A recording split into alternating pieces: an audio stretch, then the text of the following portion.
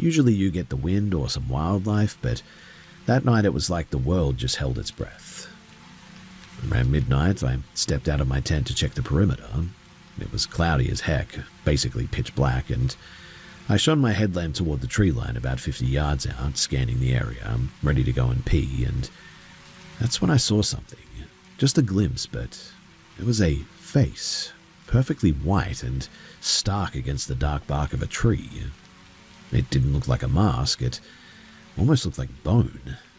It was peeking out from behind the trunk, though, perfectly still, and I froze, my heart kicking into my throat, and I focused my light on it, and it didn't move.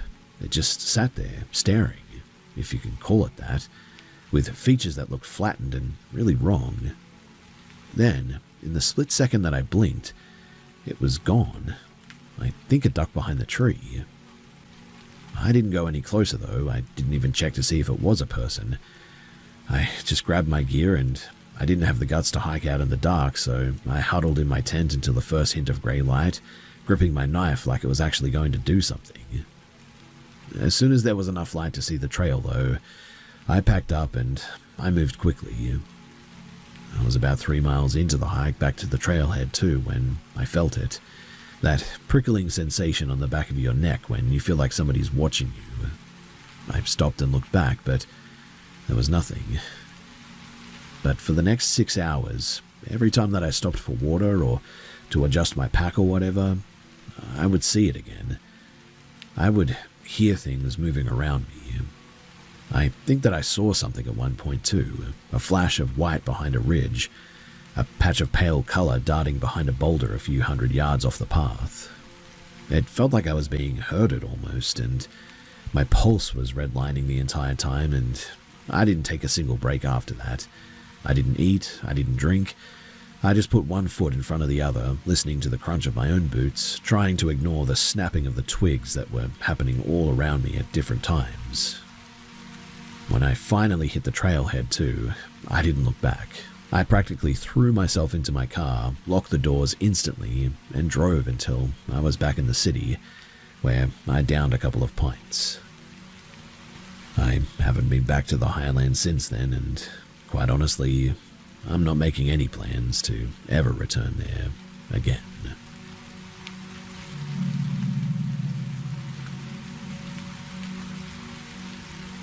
The house that I grew up in was one of those sprawling, split-level builds from the 70s. My bedroom was tucked away in the back corner of the basement level, separated from the rest of the house by a door that never quite latched properly. To a kid, it felt less like a bedroom and more like a bunker, really. The walls were finished with that dark, heavy wood paneling that seemed to soak up light, and since the window was small and at ground level, the room was perpetually trapped in a state of sort of muted grey twilight. I spent most of my childhood in that room, though, and for the most part it was fine, really.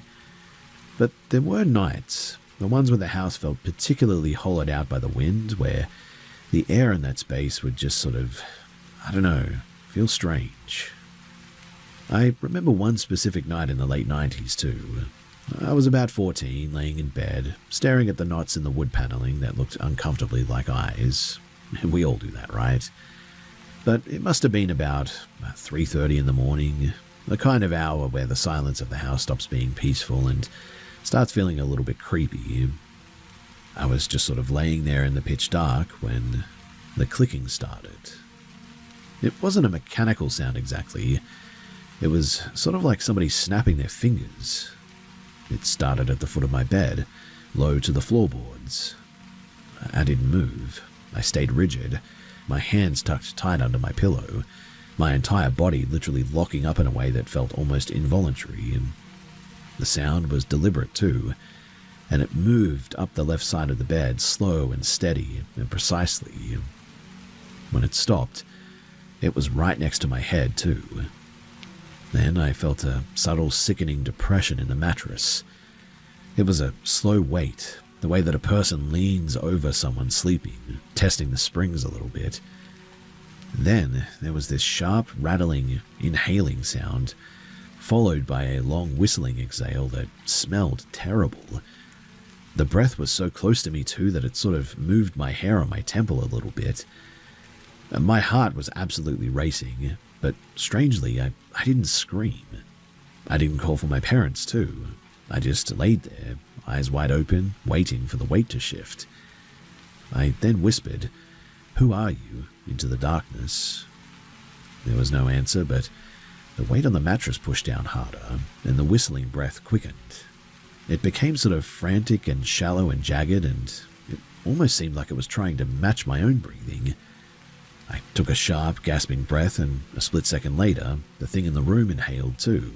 I exhaled, and it mirrored me with a wheezing, laboring whistle. I sat there in the dark, listening to this, and then, just as abruptly as the pressure had arrived, it just vanished. The mattress literally bounced back as if a weight had been lifted. The air in the room lightened, and the sort of staticky feel in my ears cut out completely. I bolted upright and slammed my hand onto the bedside lamp, but the light only revealed the empty, quiet room. I got up, though, and I checked the closets, looked under my bed, and I even went out into the hallway to check the locks on the doors. But there was nothing. I ended up just laying there all night, trying to understand whether or not I'd had a dream, a nightmare, or if what I had just experienced was real. I never did tell my parents. Honestly, I don't think they would have understood or believed me. They were the type of people that would have blamed something like this on a draft or the old house settling or something like that. But I knew the difference between the wind and lungs, and although it didn't feel like a haunting, it certainly didn't feel like a prank either, or like I dreamed it or anything. It felt like something was actually there, and like I said, I was awake for the rest of the night, and I don't think that I was having a nightmare or anything. And even now, years later, when I'm lying in my own bed and the house goes perfectly unnaturally quiet, as they do sometimes, I still catch myself holding my breath. I stay still, and I remember that moment and pray that whatever that was doesn't come back.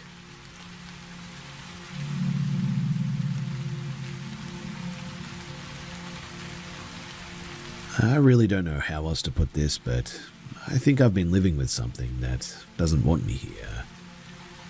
So I moved into this loft in downtown Gary, Indiana, about 3 months ago. Honestly, I did it because the rent was dirt cheap and the space, this massive vaulted thing in an old industrial building, looked really cool.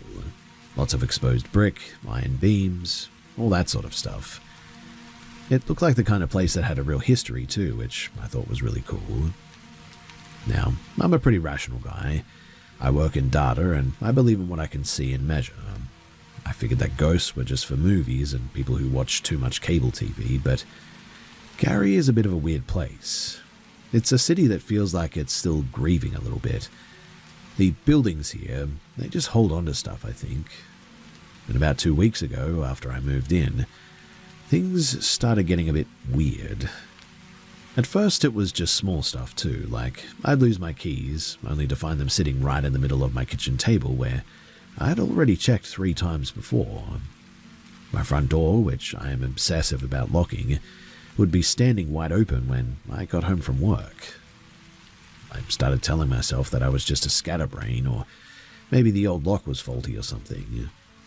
But then I would hear these sounds. It always happened at night, like clockwork, at 3:33 in the morning, and it's like somebody's walking around in the rooms.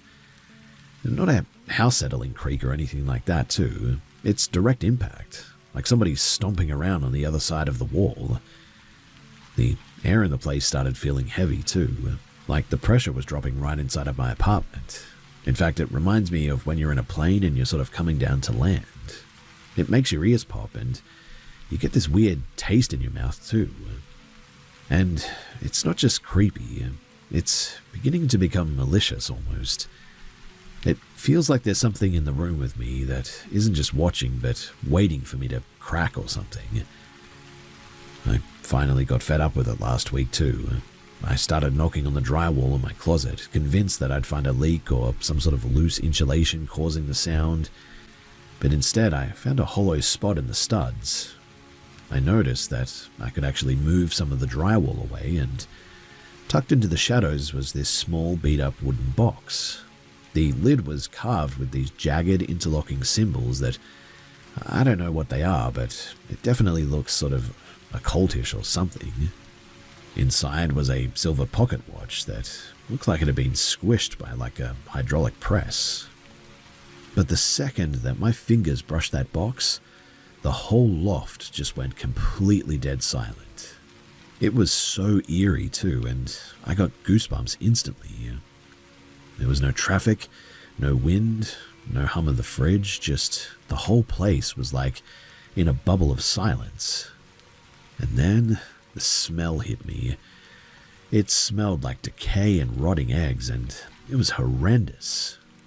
I watched horrified as the paint on the ceiling as well literally started to bubble and curl like burning skin.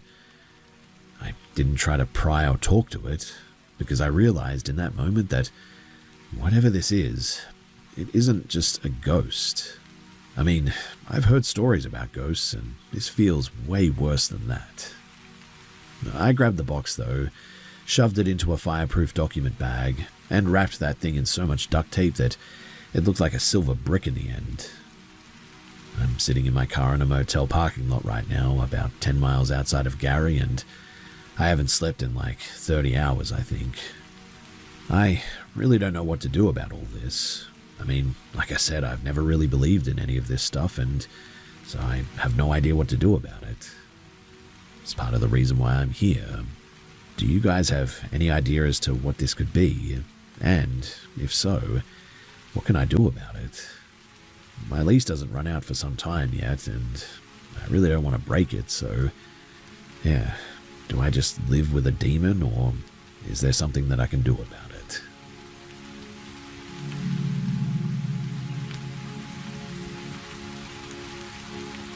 I don't really share this often, but I honestly just don't know who else to tell this to without people thinking that I'm completely losing my grip. So I took a gig down in Cornwall. It was this tiny, isolated coastal village, dead quiet once the summer tourists cleared out. Just a handful of old-timers left year-round, and this heavy, oppressive atmosphere that felt like the whole place was holding its breath. I was down there doing a long-term photography project on coastal erosion, so I was spending a lot of weird hours out by myself. Now, one day I decided to head down to the harbour. The tide was out, and I wanted to get some shots of the moon reflecting off of the exposed basalt rock. The village, it was completely dead. No cars, no wind, not even gulls, just the sound of my own boots. I was walking along the jetty when I saw him standing down on the slipway, maybe 30 yards ahead. At first, I figured that it was a local out late, but then I noticed how massive he was. Easily 7, maybe 8 feet tall, super lean and kind of hunched over in this heavy coat. I stopped though, waiting for him to turn around or say something, but he didn't move an inch. He was just staring straight at a blank vertical cliff face. Then he started moving, and my stomach completely dropped out. He didn't walk. His torso twisted at this impossible, sickening angle, while his feet stayed locked, facing forward. He began sliding sideways, moving like a heavy piece of furniture being shoved across a floor, but his legs were still lifting and dropping in this weird, sort of martial arts style march. It was sort of a half glide and a half stumble, and the weirdest part was that it made zero sound on the wet stone. I slowly turned around upon seeing this, and I started heading back toward the village, keeping my steps as quiet as I could. When I finally risked a look over my shoulder, he had stopped. He was standing completely rigid, but his head was tilted at a 90-degree angle, staring straight up. Under the moonlight, I could see his face and I'd never seen him before. I didn't run until I hit the edge of the village street, and then I sprinted the last half mile to my rented cottage, slammed it, locked it, and dived into bed with the reading lamp buzzing. I thought that I was safe, but then, about 10 minutes later, I heard pacing around the house, moving deliberately from the back toward the front window. I crawled out of bed, keeping way below the windowsill, and dragged myself into the hallway. The sound stopped right outside of my front door. I held my breath, waiting for the wood to splinter or the handle to turn or something. Instead, though, there was this awful, smoker's cough from the other side. I heard it for about maybe a minute, and then whoever was on the other side, they began to walk away. I didn't sleep the rest of the night, and hours later I finally peeked outside and the street was empty. I really struggled to sleep the rest of the time that I was there. In fact, I ended up at another place eventually because I just couldn't stay there anymore. Still in the local area, but just not in that place. I am convinced, though, that whatever that thing was down on the slipway, it wasn't a person, and it wasn't a ghost either. It moved like it didn't even understand the basic rules of how a body was supposed to work, and it knew pretty damn well that I was watching.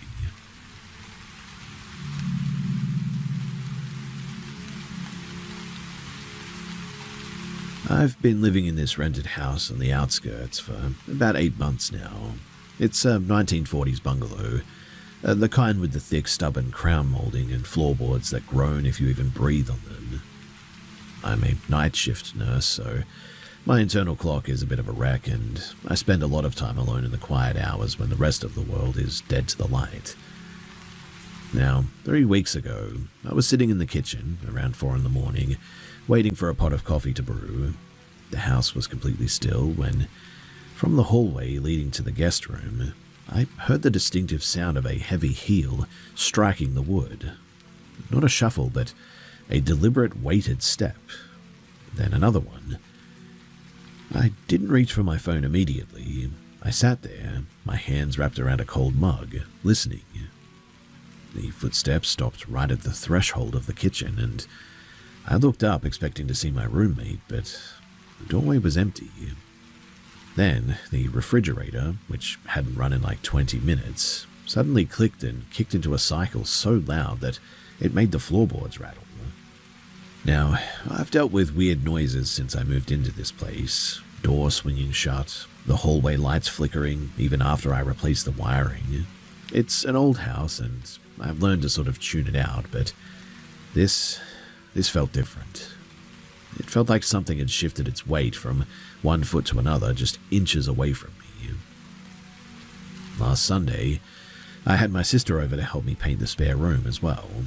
She's the type of person who thinks that horoscopes are a science and is constantly looking for signs of the afterlife. We were taping off the baseboards when she suddenly dropped the brush. "Who was that?" she asked, her voice tight. I looked up from the floor. Who was who?" "The guy," she said, pointing toward the hallway. "The one standing there in the tan work jacket. He's huge. Why is he just watching us?" I looked, but there was nothing there, just the empty, shadowed hallway and the smell of the fresh primer. My skin began to crawl, though, upon hearing her say that. I didn't tell her that I'd been seeing glimpses of a man with some bulky, squared-off silhouette in the reflection of the hallway mirror for weeks at this point. So I just stood up and told her that we were finished for the day. I'm currently sitting on the porch watching the sun drop behind the trees, and I'm starting to realize that the house isn't just making noise. It feels occupied. I mean, my sister described him. The jacket, the width of the shoulders, and it matched exactly what I'd seen in the mirror. I have a shift tonight at the hospital, and for the first time in my life, I am genuinely not looking forward to coming home to an empty house.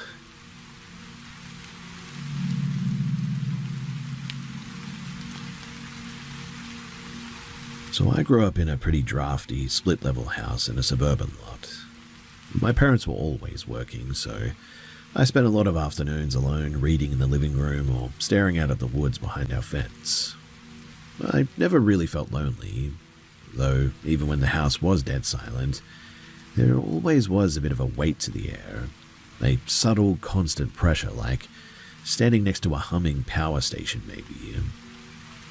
When I was 12, I was riding my bike on the gravel shoulder of a busy county road one day, and a delivery van drifted onto the shoulder, clipped my handlebars, and sent me flying.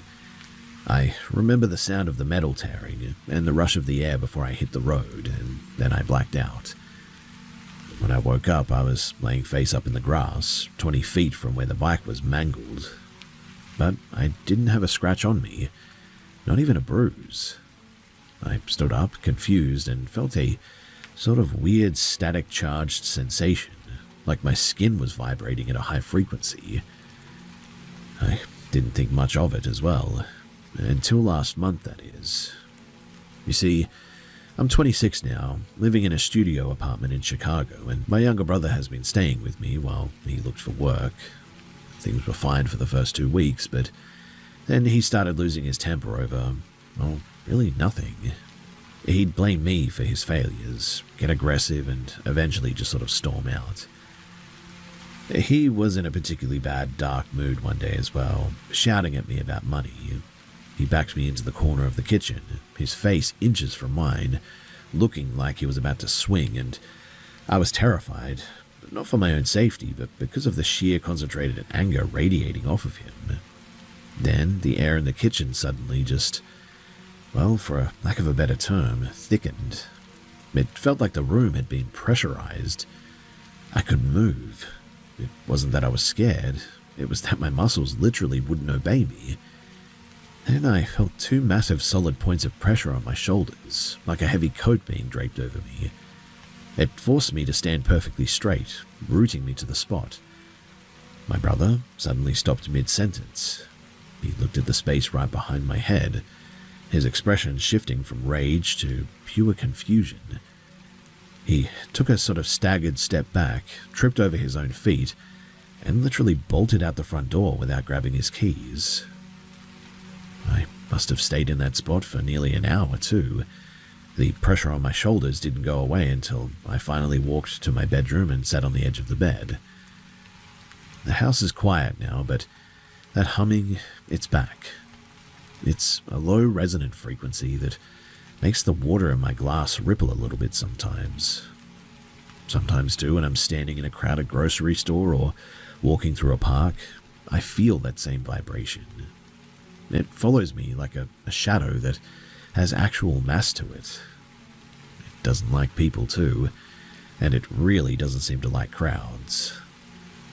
I've tried visiting a local church just to see if the building would help me understand what this is, but the moment that I stepped onto the concrete steps, my vision tunneled, and a migraine hit me so hard that I had to sit down on the sidewalk, and I haven't been back there.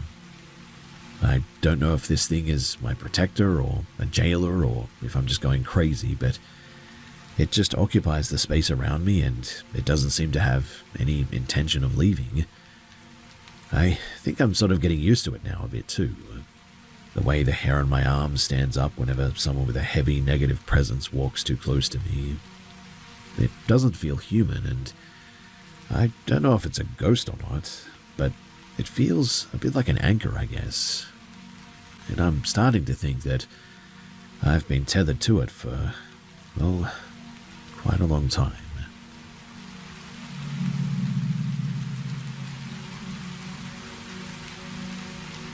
So I grew up in a tiny, one-bedroom apartment in a suburb of Seattle. My bedroom was honestly barely a closet, just enough space for a twin bed and a plastic milk crate that I used as a nightstand. When I was about 9, I went through a phase where I was sort of obsessed with these cheap glow-in-the-dark plastic figurines that you could win at those claw machines in the grocery store lobbies. I had dozens of them too, little aliens, sea creatures, monsters, all lined up on this crate. Now, one afternoon I found a weird one in the parking lot outside. It was a heavy slate grey thing, shaped like a squatting faceless owl, but the material didn't feel like the usual cheap plastic. It was cold and had this matte, chalky texture to it, so I brought it inside and set it on the very front edge of the crate, right by my pillow. That night, though, I woke up to a sound that was terrifying. There was this scratching sound against the plastic of the crate, and it sounded like something sharp was sort of almost trying to grip the surface or something. I laid there stiff as a board, staring at the crate, but the figurine, it was gone. I could hear something moving though, actively dragging itself across the wooden floorboards. Whatever it was, it moved toward the closet, each scraping sound that it made terrifying me even more. And eventually, I bolted into the living room and shook my dad awake. He was groggy and annoyed, but he followed me back to my room with a flashlight. We searched for at least an hour as well. We checked under the bed, inside the closet, under pillows, in the linen, and even in my shoes in the hallway, but that figurine was just gone. Mind you, the room was tiny, like I said. I mean, there was literally nowhere for a 2-inch piece of plastic to hide. Anyway, I ended up sleeping in my dad's room that night, and the next day at school, I went to find this kid that I usually traded toys with, to ask if he had ever seen an owl like that before in any collections. But he looked at me with this completely blank, vacant expression. He had no idea what I was talking about. We eventually moved out of that apartment 2 years later, and when we were packing up the last of the junk under my old bed, a bed that hadn't been moved since we had moved in, we found a small circular stain on the floorboard, exactly where I had left that crate. The wood seemed to be bleached white and brittle, as if maybe something had been leaking acid or extremely cold onto it for like years. I don't keep those figurines anymore. In fact, I got rid of them years and years ago. I don't even like things sitting on my nightstand for this reason too. And look, I don't believe in ghosts or anything, but I do believe that some things are just not meant to be picked up. And to this day, I don't think that I should have brought that thing home.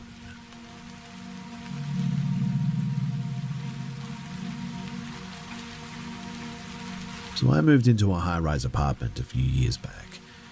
It was really cheap, which honestly should have been my first warning, but the building, it was basically just a concrete slab that sat right next to an elevated train station. I was living alone. My days were spent working data entry at a desk job, and my nights were spent in perpetual states of hyper-alertness.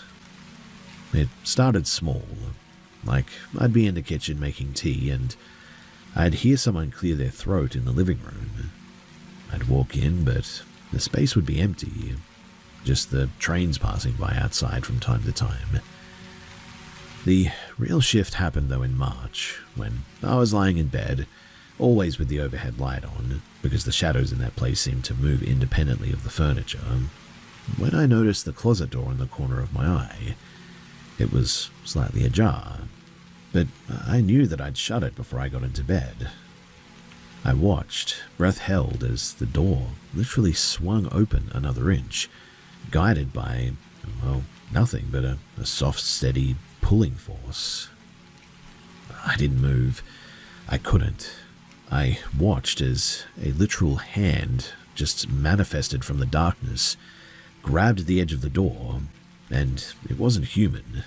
The fingers were really thin, splayed out a bit like a starfish, and they were the color of a bruised slate.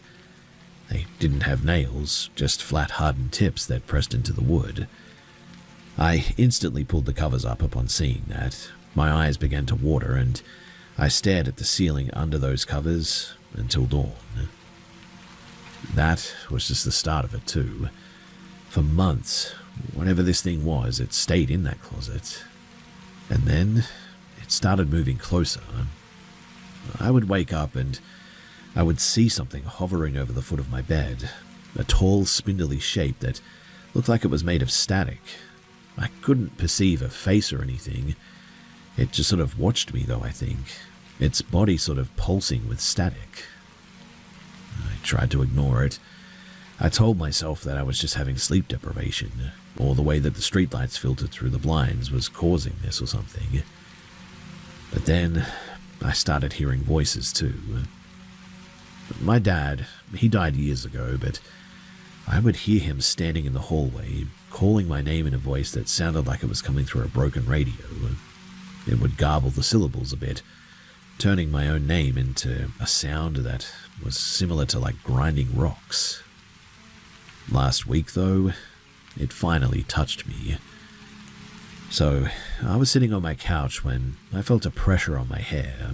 It felt like cold, dry silk being dragged through my curls, and I froze, looking at the reflection in the darkened window, and saw that same slate-grey, multi-jointed finger resting on my head. I literally panicked. I couldn't stay. I packed a bag, left the keys on the counter, and checked into a motel on the edge of the city. And I've been here for 3 days now. I haven't slept for more than an hour at a time, and I'm absolutely exhausted. The room is clean and there's no sounds of the trains here, but the silence is, well, kind of worse, really. I find myself sort of jumping at everything. I really don't want to go back, but I'm probably going to have to at some point. I don't have the money to stay here any longer, really, and, well, I'm just here because I want to know what this is and if there's anything that I can do about it.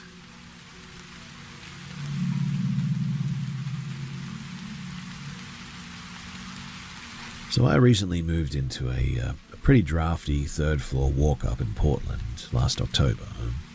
It's an old brick building with massive original windows that don't quite lock right, but since I started my new job, my sleep schedule has been pretty erratic, to put it mildly. Last Wednesday, though, I left the bedroom window cracked about 4 inches because the room was sweltering. I was exhausted, passed out face down on the mattress, facing the far wall. Around 3 in the morning, I would say, a sound pulled me out of a deep sleep. It was faint, and I couldn't quite make out what it was at first. I lay there for a second, not knowing what I was listening to, but I was so drained that I just sort of rolled back over and I faded out again. But the next time that I woke up, the room was bathed in this weird flat orange glow from the streetlights, I thought. I felt a compulsion to turn around, and as I rolled into my back, I saw something. Just above the sill, blocking out a sliver of the streetlight, was a head. It was tiny, though, barely the size of a grapefruit, and the skin looked like shriveled, dehydrated leather. I couldn't make anything out more than that, but as my eyes locked onto it, it jerked downward, dropping out of sight below the window line. I instantly sat up, gripping the edge of the blanket. I waited, counting the seconds, but nothing happened. I then forced myself to walk over to the window, shoved it shut, and I locked it. I figured that it was just a trick of the light, or maybe a bird that had landed on the sill. So eventually, after another hour or so, I went back to bed, leaving the light off. Now, I don't know how much time passed before I woke up again, but this time I didn't move. I kept my eyes clamped shut, my hands curled into fists under my pillow, and I waited, testing my limbs. I could move my toes, my neck, my hands, and I was wide awake, so I know that it wasn't sleep paralysis. I opened my eyes and looked toward the corner of the room, past my dresser, and peeking out from the narrow gap between the wardrobe and the bedroom door, that same shriveled dark head was just there, watching me. It was sort of wedged into the shadows, perfectly motionless. But when I shifted my weight, it didn't scurry. It just sort of seemed to fold into the darkness, shrinking until there was nothing left behind the furniture. I literally jumped out of bed and ripped the wardrobe doors open, checking the small crawl space behind it that leads into the wall cavity there. But it was empty. There was nothing but dust and old drywall in there. I'm sitting in my living room now, with every light in the place turned on. I keep glancing back at the bedroom door. I don't know if this is some kind of stress-induced breakdown or if I've actually let something into the apartment that doesn't belong here at all, but I know one thing.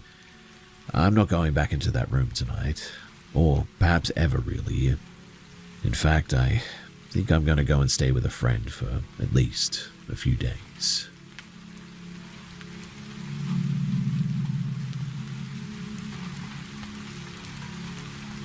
Back when I was in 7th grade, my parents went through a pretty nasty separation. I ended up spending every other weekend at my dad's new place, a cramped wood-paneled rental. The house, though, had an unfinished basement that ran the entire length of the structure. My dad used it as a storage space for all of the boxes from his old life. He told me, though, to never go down there, claiming that the stairs were loose and the wiring has a fire hazard or something, but I was 12 and I was bored. And so, whenever he was asleep, I would sneak down there to mess around with an old Polaroid camera that I'd found in one of the crates down there. The 6-year-old daughter of my dad's girlfriend lived there too, and she was always a bit of a strange kid. Quiet and always staring at things that just weren't there.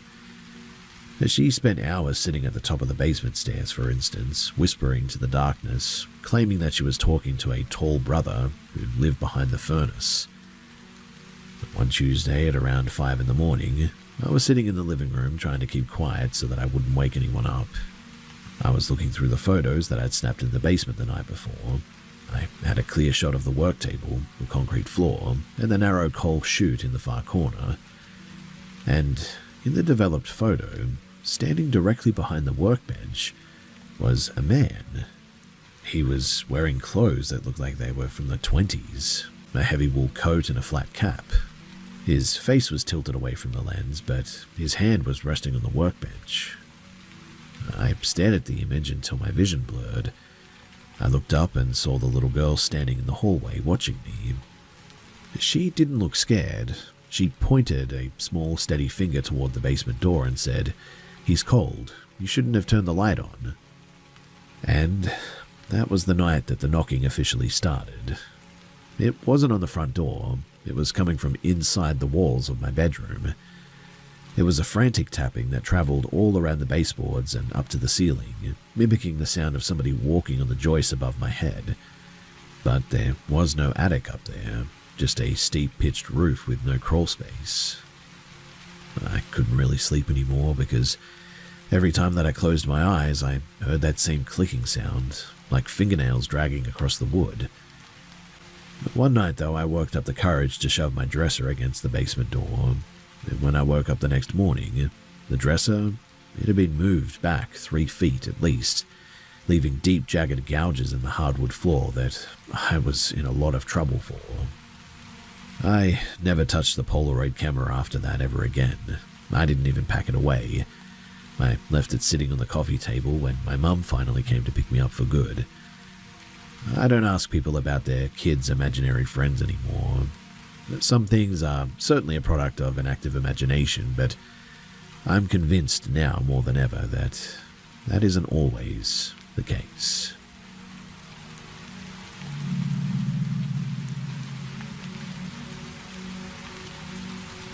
I've always been someone who notices the fine details. I'm sort of hyper-observant, I guess you could say, which is why I know that what I saw in my own house wasn't a trick of the light or a lapse in my memory or something like that. So I bought a detached cottage. It's in an isolated spot, surrounded by low stone walls and dense gorse. For the first few months, I was working long hours as well, often coming home well after dark. I'd been sitting at my kitchen island, reviewing data, when I'd get the distinct feeling that I just wasn't alone. It wasn't the kind of unease that you get from hearing a floorboard creak or something like that. It was that distinct feeling of being watched from like 3 feet away. And then the mimicry started. So I was in the garage working on a transmission line for my equipment when I heard my own voice come from the house. It wasn't a recording, it was me, tone and all, shouting, "Are you coming in?" from the mudroom. I called back in a minute and finished my work, and when I walked inside, the house was completely empty. My partner, who I lived with, was still at her studio across town, and I assumed that it was her at first. I walked through every room, though, checking the locks, and everything was secure. Now, a week later, I woke up at about 3 in the morning to the sound of my partner whispering my name in my ear. I rolled over to touch her shoulder, but her side of the bed was cold and vacant. She had been at a conference for at least 2 days, and I laid there, rigid, listening to the silence of the room when a low, sort of raspy voice came from the corner of the ceiling. A sound that started as my own voice, but then distorted into something jagged, like metal being scraped against stone. It didn't just mimic us, though. It seemed to be learning how to occupy our spaces almost. Like one evening, my partner came home early, pale and shaking, and she told me that she'd been sitting in the living room when she heard me walk down the stairs, walk into the kitchen, and open the fridge. She called out my name, but the person who walked back out wasn't me. It was a silhouette of me, but walking strangely. She didn't stay to get a good look at it. She ran out the front door and sat in her car until I got home. I decided to set up a field camera. It was a part of some high-resolution gear that I was using at the time, and I set it up in the hallway. The next morning, I pulled the footage, and the screen showed the hallway at 4 a.m. A shadow emerged from the guest room, a dense, oily-looking blur that had no depth to it, and it moved toward the kitchen, and as it passed the camera, it didn't just walk, it sort of flickered. From one frame to another, it was a mass of shifting dark geometry. Then it stopped and seemed to almost look directly into the lens, and I swear to you that I saw a pair of eyes, just two pale circular depressions that seemed to pull the light right out of the room almost. I called a local man who does property clearings, mostly to keep my partner from moving out, to be honest.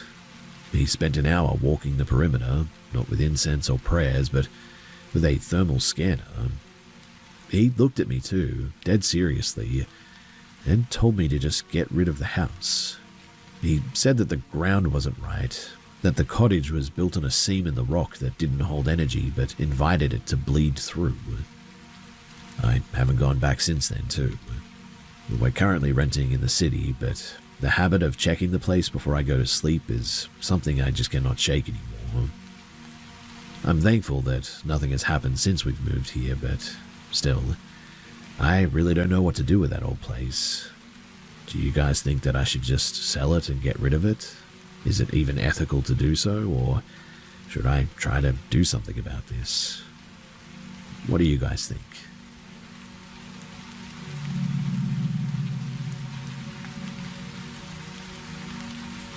So I grew up in one of those places that felt like it was stitched together from like 3 different generations of bad DIY projects. Sagging walls, mismatched wallpaper, you name it. But because my parents were always juggling debt too, my younger brother and I spent most of our childhood sleeping on 2 mismatched pull-out sofas in the den. Now, it wasn't a gift or anything dramatic like that. It was just this constant grinding reality that I always had with me. I would wake up at night, my eyes snapping open to the absolute darkness of the room, and there would be someone there. It wasn't a shadow, it was a person, standing. I remember a man in a heavy grease-stained denim jacket, his face etched with deep vertical lines that looked like scars. He'd stand with his back to me, perfectly still, his shoulders hunched as if he were waiting for a bus that was never coming. I'd spend 10 minutes staring at the back of his neck, picking out the coarse salt and pepper hair, convincing myself that it was just my dad's work coat hanging on the nearby wall. But then the man would turn. He would rotate his head until he was looking directly at me, his eyes pale, flat, and devoid of any life. I'd shut my eyes so hard that it gave me a headache a few times, and I'd count to 100, my breath short in my throat, waiting for the feeling of being observed to finally leave. And when I opened them, the room was always empty. There was a woman too. She appeared near the kitchen threshold at least twice a week. She was always dressed in a thin, worn-out nightdress, her stomach distended as if she were in the late stages of pregnancy. She never looked at me, though. She would just stare down at a pair of invisible hands that I could never see, her shoulders shaking in silent, jagged rhythm. I didn't tell anyone for years about this, too. I figured that I was just broken, that my brain was misfiring in the dark. It wasn't until I was about 19 and sitting in a Denny's with my brother that it all finally clicked. You see, we were talking about how much we both hated our childhood home. and he looked down at his coffee and asked, "Did you ever see the guy in the denim jacket? The one who used to stand in our room?" The blood instantly drained out of my face so quickly that I genuinely felt lightheaded.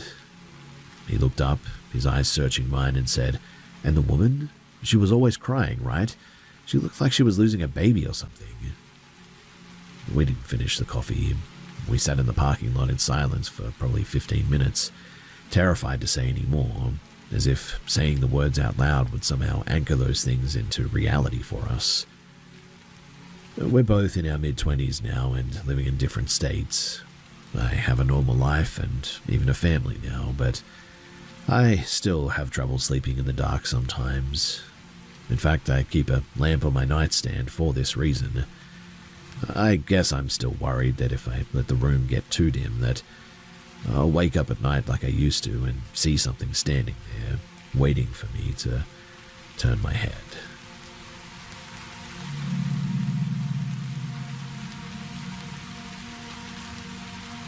Back in 2022, I was house-sitting for my cousin while she and her husband were on a week-long cruise.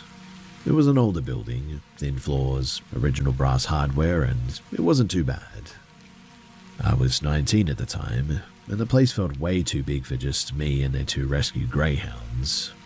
The dogs, they were always skittish, the kind that would growl at shadows if the light hit them wrong.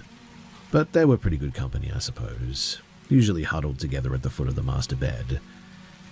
Anyway, it was a Tuesday night, about 11 p.m, and I just turned off the lamp and was lying there with my girlfriend, both of us scrolling through our phones.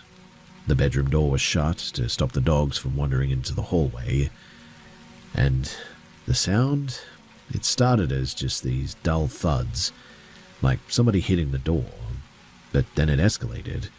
The entire door frame shuddered. The wood was literally groaning under the force of it. It genuinely sounded like a grown man was throwing his entire weight against the frame by the end of it, trying to splinter the latch open. I didn't even think to get up. I literally just lunged for the door, my shoulder slamming against it to hold it shut. My girlfriend was right behind me, pushing with everything that she had too, both of us hyperventilating. We held it for a full minute, waiting for the door to cave in, but the pressure on the other side just stopped. We ended up calling the police after shoving the dresser in front of the door, and we waited until they arrived. I didn't sleep that night, and the police showed up, but there was no one there. The weirdest part, though, was that those dogs, they would bark if so much as a leaf blew against the glass, but they hadn't let out a single whine at all the entire time that was going on. When the sun rose the next morning, I checked the entire apartment too. The locks on the front door were still set, the balcony door was locked, the alarm system was still on, which I had checked 3 times before bed, and was still showing the status as armed. I contacted my cousin as well, who was always into some strange stuff. Crystal grids, burning sage, weird journals that she kept tucked away in the back of her closet. She once told me that she bought a set of unique bedroom furniture from an estate sale that had trapped energy in the wood, but I'd always brushed it off as just her being dramatic or whatever. But after that night, I didn't stay in that bedroom again. I spoke to her about it, and she told me that I needed to get out of that house as quickly as I could. So I dragged a mattress into the kitchen, and I slept under the light of the aisle until the owners got back. I never did mention it to them. I just handed over the keys, grabbed my stuff, and I drove home. I actually broke up with my girlfriend at the time, who was there that night, but we're still on good terms, and sometimes we still talk about that night, and every time that I do, I always just feel a cold tingle go down my spine.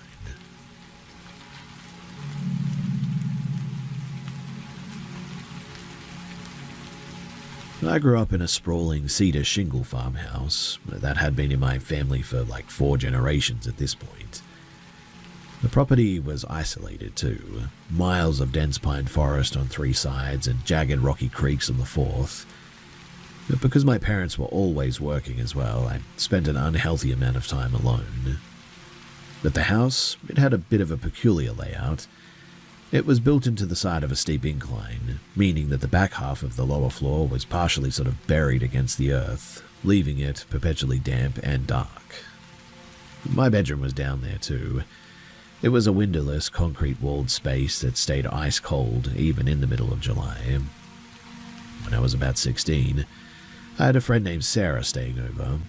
We were sitting on my bed late one night, whispering because my stepfather was notorious for flying into rages if he caught us awake past midnight.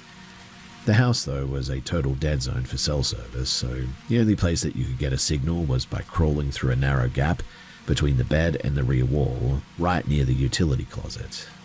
We were crouched into that tight space, our faces illuminated by the blue glow of our phones, when I looked up.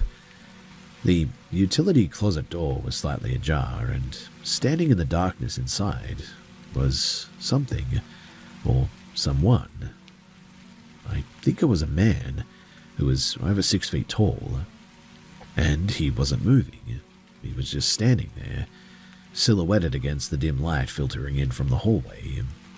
I sort of shoved Sarah, and we scrambled across the floor, bolted out of the room, and slammed the door shut, locking it from the outside.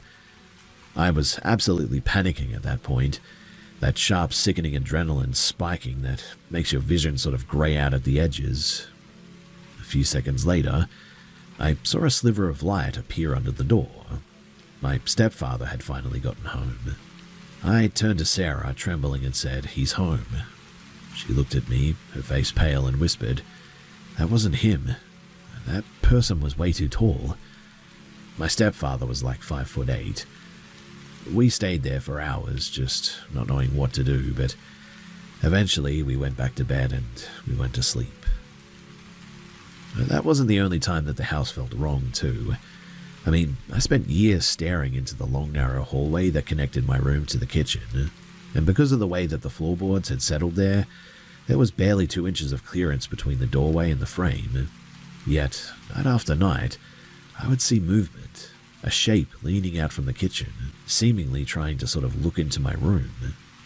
Every time that I'd whip my head around to look directly at it, the hallway would be empty though, the shadows just pooling quietly on the floor.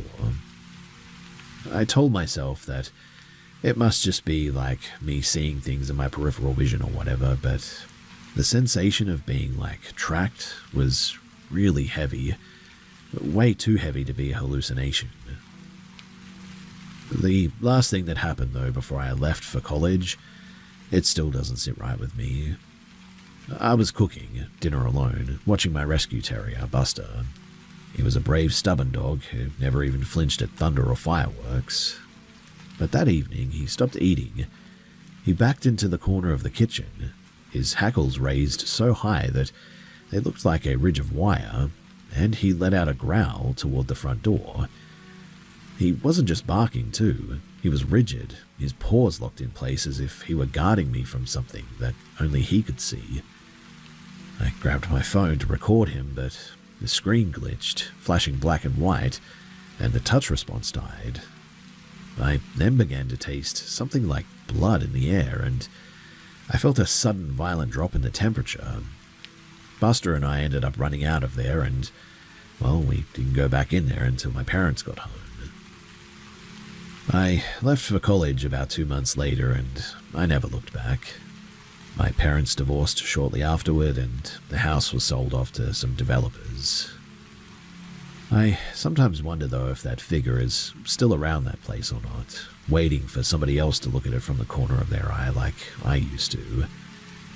I don't own a house at all. I rent an apartment on the 4th floor of a brick building in the city. I don't like basements, and I certainly don't like long hallways after all of that. And I keep my dog close to me whenever the house goes quiet too.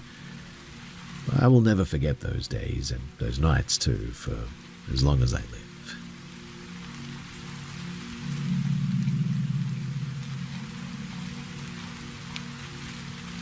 I was 26, living in a cramped studio in a college town in Northern California, and my bank account was perpetually sitting in the double digits. I was working 2 retail jobs and still barely scraping rent. Someone mentioned one of those arrangement sites, sugar dating or whatever, and in a moment of pure stressed out stupidity, I signed up. I talked to a guy in there for a few days. He seemed normal enough to me, maybe a bit too eager to be supportive, but we agreed to meet at a regional park in the Sierra for a hike, and I told myself that it was fine. Daylight, public space, clear visibility, all that. I sent his profile and the GPS coordinates to my sister and told her to call the cops if she didn't hear from me by 8 p.m. and drove up. The park was a disaster, though. It wasn't a trailhead at all. It was this weird, overgrown patch of scrubland at the end of a long, unpaved logging road. No other cars, no hikers, just a rusted-out pickup parked sideways across the track. The guy was already leaning against it. He looked nothing like his photos. He was gaunt, his skin had this greyish, translucent cast to it, and he was covered in what looked like heavy construction dust too. He didn't greet me, just nodded toward the woods, and I immediately felt the shift. It wasn't nervousness. It was the feeling that you get when you realize that you've walked into like an ambush. I should have stayed in the car, I know that, but instead I followed him. We hiked for about 20 minutes and he started talking. At first it was standard small talk too, but then it just veered straight off the edge. He started detailing his life, or what he claimed was his life. He talked about his first wife, how he'd found her after a domestic accident that the police never solved, and then about a girlfriend who had vanished during a weekend trip that they'd taken to these very woods years back. Every word made the hair on my arm stand up, and I don't think that I was listening to a story. I think that I was listening to a confession. I managed to steer the conversation toward the car, though, pretending that I had a migraine, and when we got back to the clearing, he didn't head for the driver's side. He stood right between me and my car door, watching me with these flat, unblinking eyes. He was so cold that it was scary. He pulled a heavy, tarnished folding knife from his pocket, not to threaten me, but just to clean his fingers. "You know," he said, staring at the blade, "it's so quiet out here.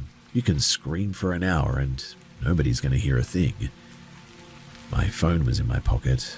I blindly tapped the SOS shortcut that I'd set up, praying that it would bypass the lock screen and send the ping to my sister. I stood there, forcing myself to look him in the eye, nodding like he was telling me a joke. "I really have to get back," I said, my voice sounding thin even in my own ears. "My roommate has an emergency. I just saw the notification." He didn't move for a long 5 seconds. The silence was heavy and awkward. Finally, though, he gave a slow, jagged shrug and stepped aside. I didn't wait for him to move again. I got into the car, locked the doors, and reversed as fast as I could, and even clipped a tree trunk on the way out. I drove down the logging road, doing 50, not looking into the rearview mirror until I hit the paved state highway. When I finally got back to my apartment, I logged into the site to delete my account, and I had one new message from him. It was a simple line: "You're a terrible listener, but you have a beautiful car. I hope your roommate is doing better." I moved out of that studio not long after this, and I never saw him again. But for months I was looking over my shoulder everywhere I went because I just couldn't shake the feeling that there was something wrong with that guy. Something terribly wrong.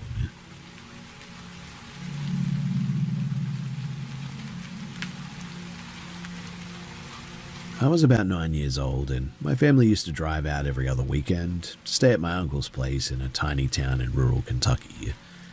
It was the kind of place where you didn't lock your doors and you could run around until the streetlights flickered on. One July evening, my cousins were obsessed with these cheap sparklers that we'd seen at a local gas station. I really wanted to be a part of the group too, so I begged my dad for a few dollars. He didn't ask why, just handed me a $5, and my cousin told me the gas station in town was sold out, so I had to walk to the outer one, the one sitting right on the edge of the county road, about a mile from the town limits. I hated that walk too. It was just dense woods and highway on either side, so no streetlights and absolutely zero foot traffic. The trip to the store was fine though. I grabbed the sparklers and a pack of gum, shoved them in my pockets, and started the trek back up the shoulder of the highway. About 5 minutes in though, I heard the faint whirring of tires on the gravel behind me. A guy on an old mountain bike was coasting along the edge of the road, keeping pace with my walking speed. I figured that he was just heading into town, but the way that he was riding was sort of wrong. He wasn't looking at the road ahead. He was staring straight at me, his eyes wide and unblinking. Suddenly, I felt a bit weird about this. I picked up my pace and he matched it instantly. Then a low rumble started up. A beat-up, dark blue sedan pulled up on the other side of the road, matching our speed perfectly. The driver was leaning over, eyes glued to me, driving at a crawl. It hit me then that the bike guy was flanking me on the right, and the car was boxing me in on the left. The guy on the bike suddenly swerved closer, leaning toward me and dangling a long, thin hand out. His voice was flat and bored, almost like he was reciting a line that he'd practiced 100 times. "Hey kid, want some sweets? I've got bags of them in the back." The moment that he said sweets, the memory of my mother's warnings about the van men that everyone in our neighborhood talked about hit me like a physical blow. I didn't think, I just bolted. I sprinted toward a narrow drainage ditch that ran along the woods, and I could hear the bike skidding as the guy tried to turn hard, and the car's engine revved as the driver tried to cut across the shoulder to head me off. They were trying to funnel me somewhere, to drive me off the pavement and into the dark tree line where they could just pull me into the back of the car, I think. I lunged into the brush, my sneakers sliding on the loose mud, and I scrambled up the steep embankment that led back to the main town hill. The bike couldn't climb the slope, thankfully, and the car couldn't follow me into the ditch. I heard the car door slam, but I was already crashing through the undergrowth, scraping my arm raw on thorns, not daring to look back. I burst out of the trees, right onto the main street of the town. I was a complete mess, too, breathing and crying and sweating, but the second that I saw my cousins playing by the park, the terror just suddenly vanished and hope was there. And I remember at the time it feeling a bit like I'd been playing a game of tag that had just ended. I never did tell my parents. I didn't tell a police officer or a sheriff or anything. I just walked over to my cousins, pulled out the sparklers, and I started lighting them like nothing had happened. It wasn't until I was an adult that the memory started coming back in pieces, how calculated they were, how perfectly they worked together, and how lucky I was that I chose the ditch over the road that day. I still don't talk about it much because I hate to think about what might have happened.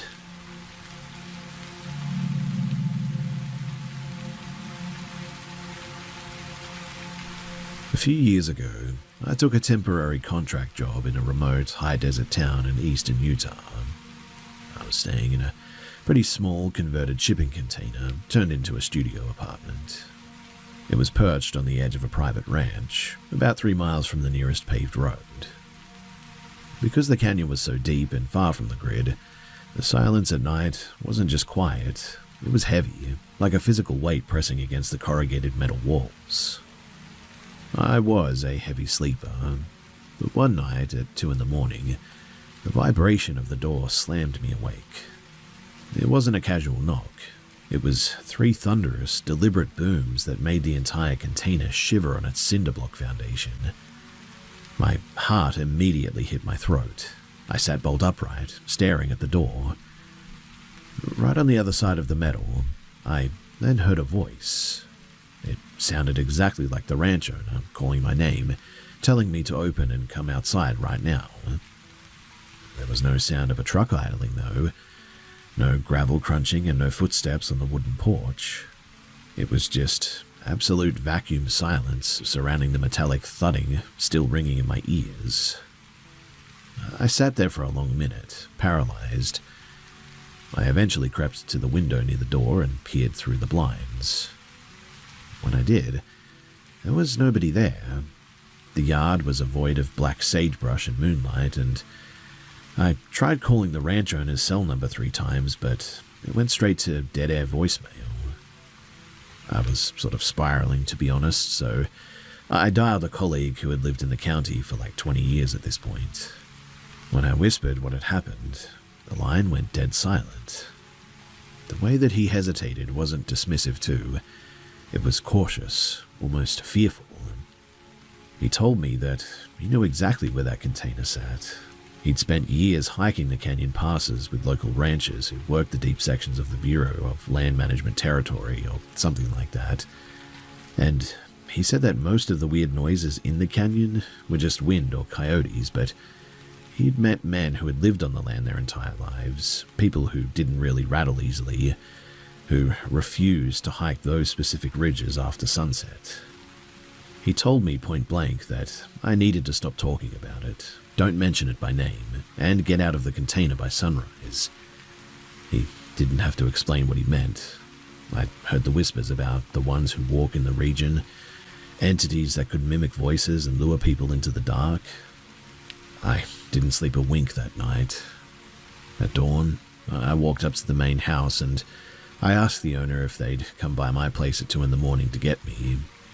They looked at me, their face completely serious, and said, "I haven't been out of my house since yesterday afternoon."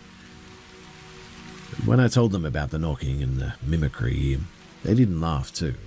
They just turned pale, looked out toward the cliffs, and told me to pack my things and go. They mentioned that the canyon system was connected to old, unmapped ceremonial sites and that whatever was out there, it was apparently territorial. I stayed in the main house for 2 nights after that, but every time that the wind hit the exterior metal siding, I felt that same primal sort of panic hit me. I broke my contract, packed my truck, and I drove out of that canyon before the week was up. I still don't really talk about that night to anyone but the people who were there, and I guess that some things in the high desert are just better left unnamed.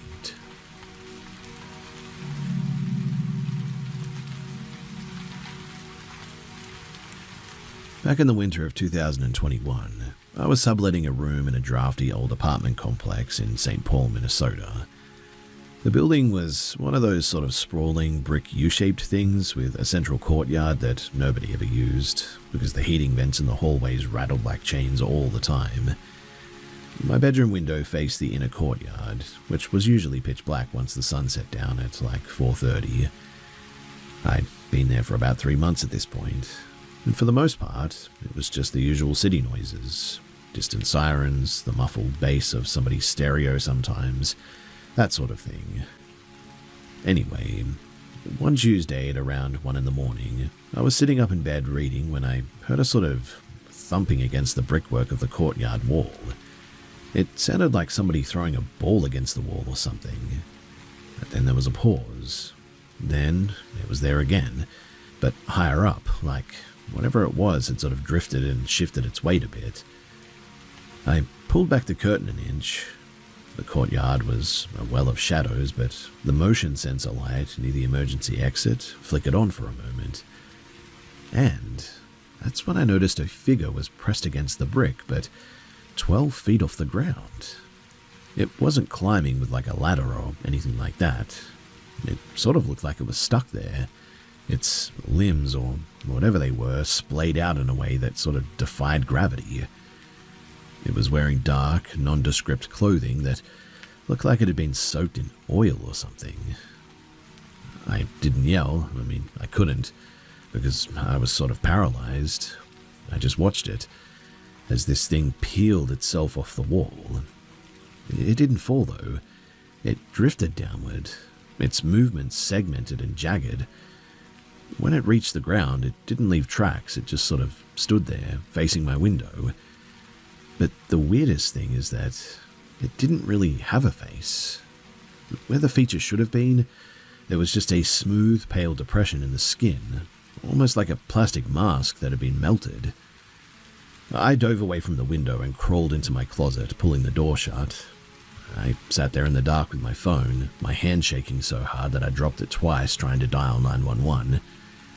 When I finally got the line open, I whispered my address, but the line went suddenly dead. Not a dropped call, but it was like my phone just died all of a sudden. I stayed in that closet until morning. When I finally emerged, the courtyard was empty.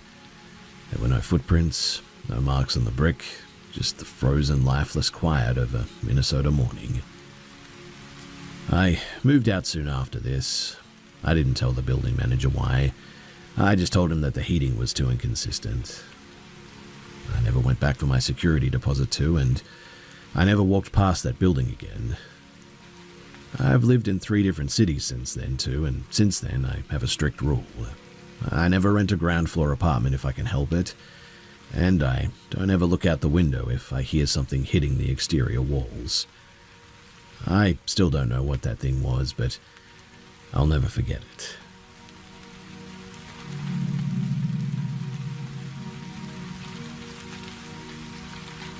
So I live in a small, older apartment building in central Denver. My unit is on the ground floor, and my bedroom wall shares a boundary with the building's communal boiler room. It's a pretty old building, so you can hear almost everything that happens in the mechanical space. The pipes clanking, the water pump cycling on and off, that kind of thing. I was tossing and turning for like hours at this point because I couldn't sleep. The boiler room was making the frantic metallic scratching noise, like somebody was raking heavy tools across the internal pipes. I assumed the system was having a breakdown again, but then the scratching stopped all of a sudden and was replaced by something else. It sounded like somebody bumping their shoulder repeatedly against the common wall. It was low, deliberate, and happening right behind my headboard. I sat up, my heart doing a weird flutter. I listened for a good minute, expecting to hear the maintenance guy or maybe a neighbor complaining about the heat. But there was nothing. Just that impact. Just that really weird sound. I grabbed my flashlight and walked out into the hallway to check the boiler room door myself. It's supposed to be permanently padlocked, but as I rounded the corner, I saw that the door was hanging slightly ajar. I didn't step inside, I just shined my light through the crack a bit. The room was empty, just the tangle of rusted iron pipes and the massive groaning water heater like usual.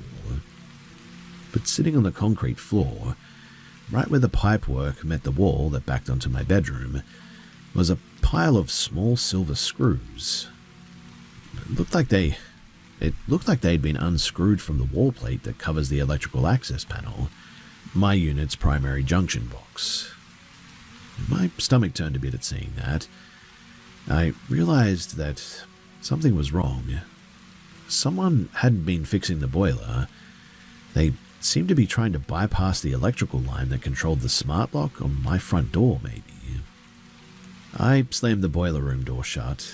I went back into my place and hauled a heavy bookshelf in front of it to hold it closed, and I went back to my room to call the police.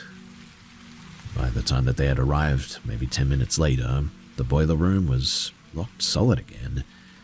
The screws were back in the wall plate, perfectly tightened, and the junction box was untouched. The officers looked at me as if I was crazy. They checked the lock on the boiler room door and found that it was perfectly secure. I don't know how that's even possible, to be honest. And I didn't feel safe knowing that somebody had the tools and the time to fiddle with the wiring to my own apartment. I left about 2 weeks later after this, and to this day I cannot explain how they got in and out without leaving a trace or being seen, or why they were so meticulous about putting everything back exactly the way that they found it. I don't think that it was a burglary attempt, but I don't know. What do you guys think it was?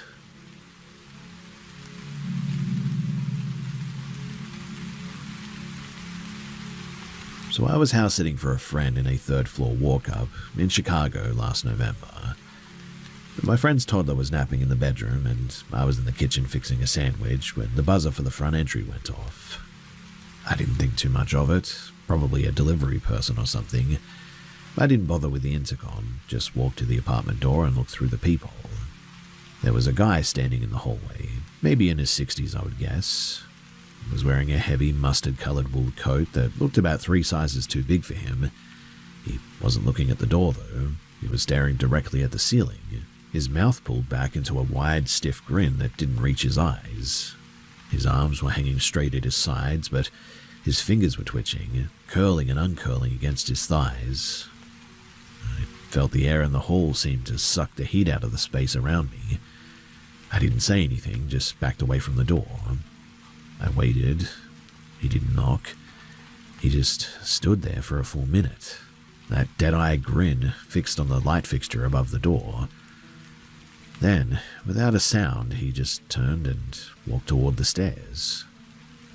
I called my friend and she picked up the phone on the second ring. When I described the guy, the mustard coat, the twitching hands, she went silent.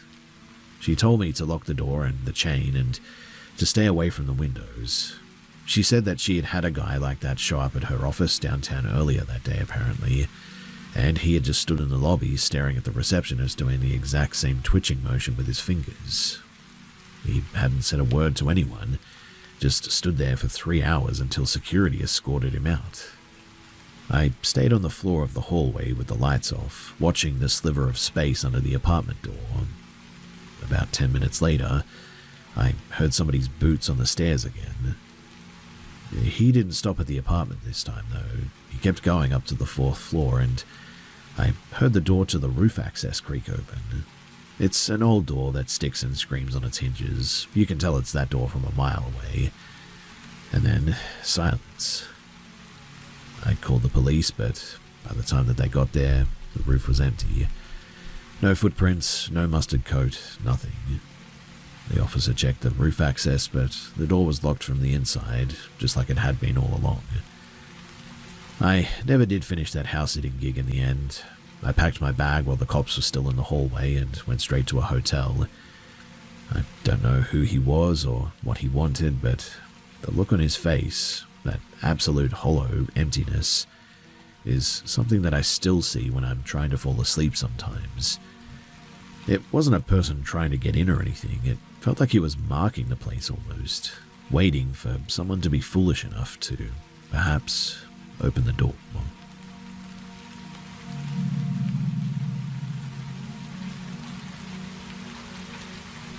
This happened back in the summer of 2022.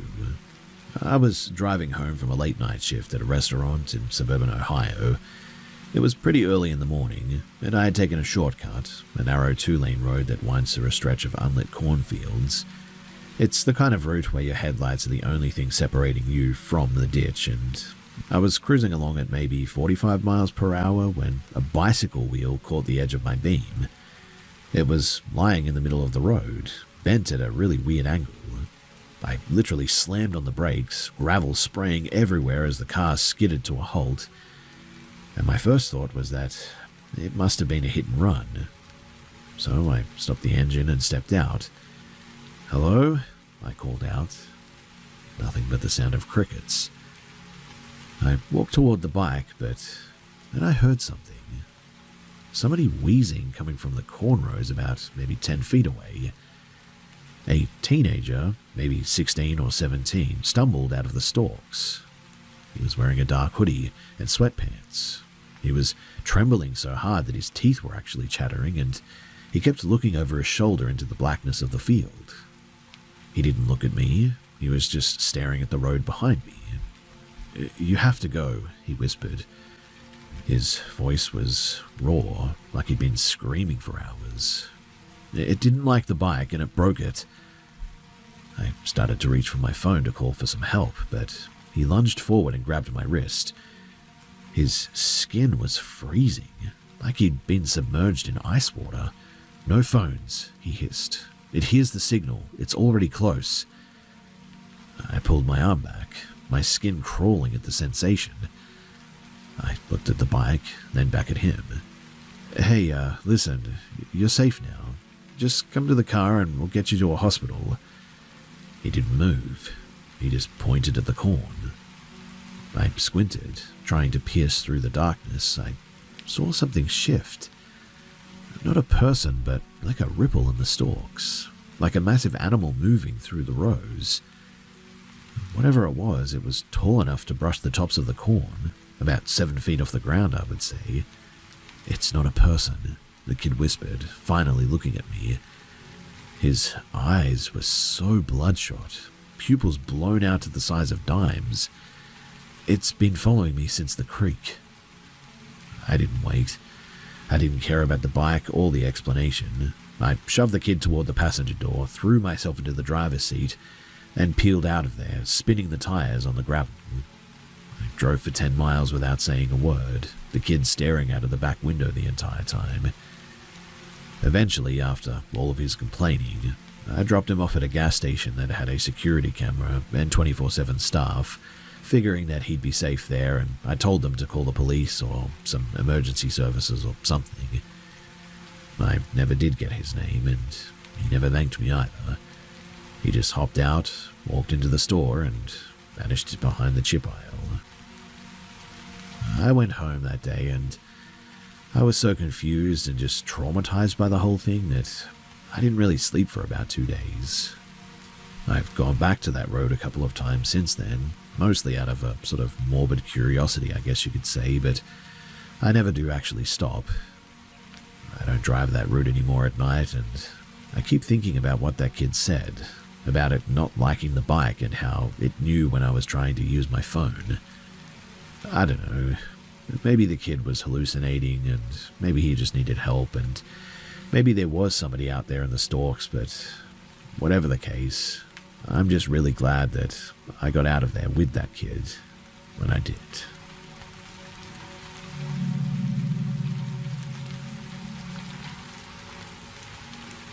So I was staying at my aunt's place in rural Georgia for a few weeks to help her out after some surgery. It was a few years back, and the house was an old, sprawling farmhouse, set back about a quarter mile from the main road, surrounded by nothing but dense pine forest and tall overgrown grass. My bedroom was in the back corner of the house, facing a thick line of trees. It was a quiet place, too, the kind of quiet that makes your ears ring a little bit. But one night, really early in the morning, I woke up. I didn't know why at first, but then I heard something. It was somebody hitting the side of the house with like an open palm, moving slowly from the corner of the house toward my window. I instantly sat up, the floorboards now cold under my feet. My aunt was in the front room of the house, fast asleep and hard of hearing, so I knew that I was the only one awake. I didn't turn on the lamp at first.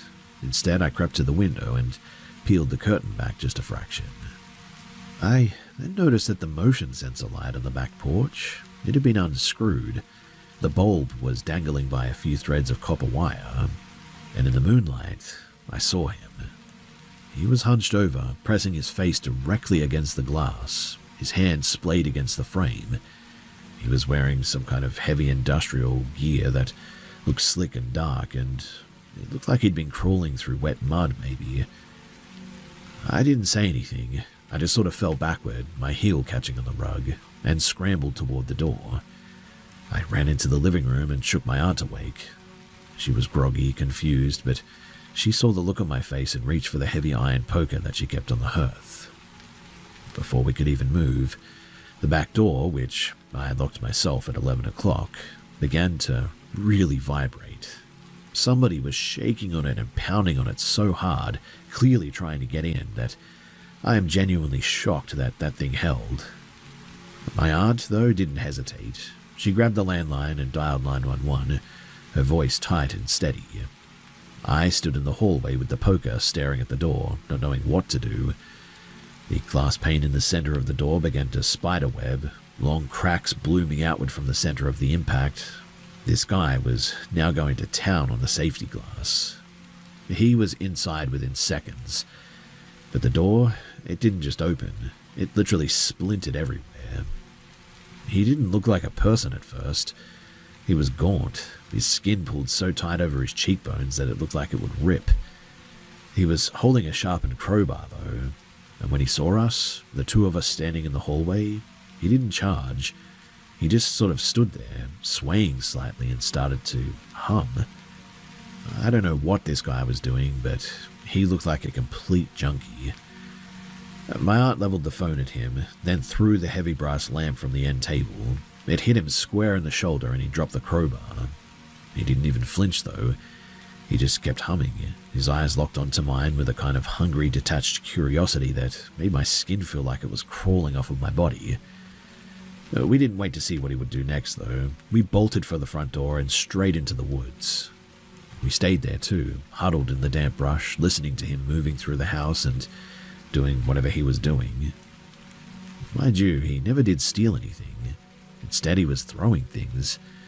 The sounds of plates shattering, furniture being turned over, the refrigerator literally crashing to the floor. When the sheriff's deputy finally arrived 20 minutes later, the house was silent and they found the place absolutely trashed. The back door was kicked off of its hinges, but the house, it was empty. They tracked him, though, for about a mile into the woods, but apparently, though, he just sort of vanished at the creek line. They never did catch him. A week later, though, we found his prints in the mud by the porch.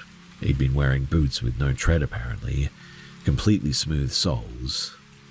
The sheriff told us that it looked like he'd been living in the nearby ravine for weeks, watching the house, waiting for the right night to test the locks, is what he guessed. Again, though, they never did catch the guy. My aunt sold the farmhouse about 2 months later, and even now, all these years later, whenever I think about that night, I really just feel ill.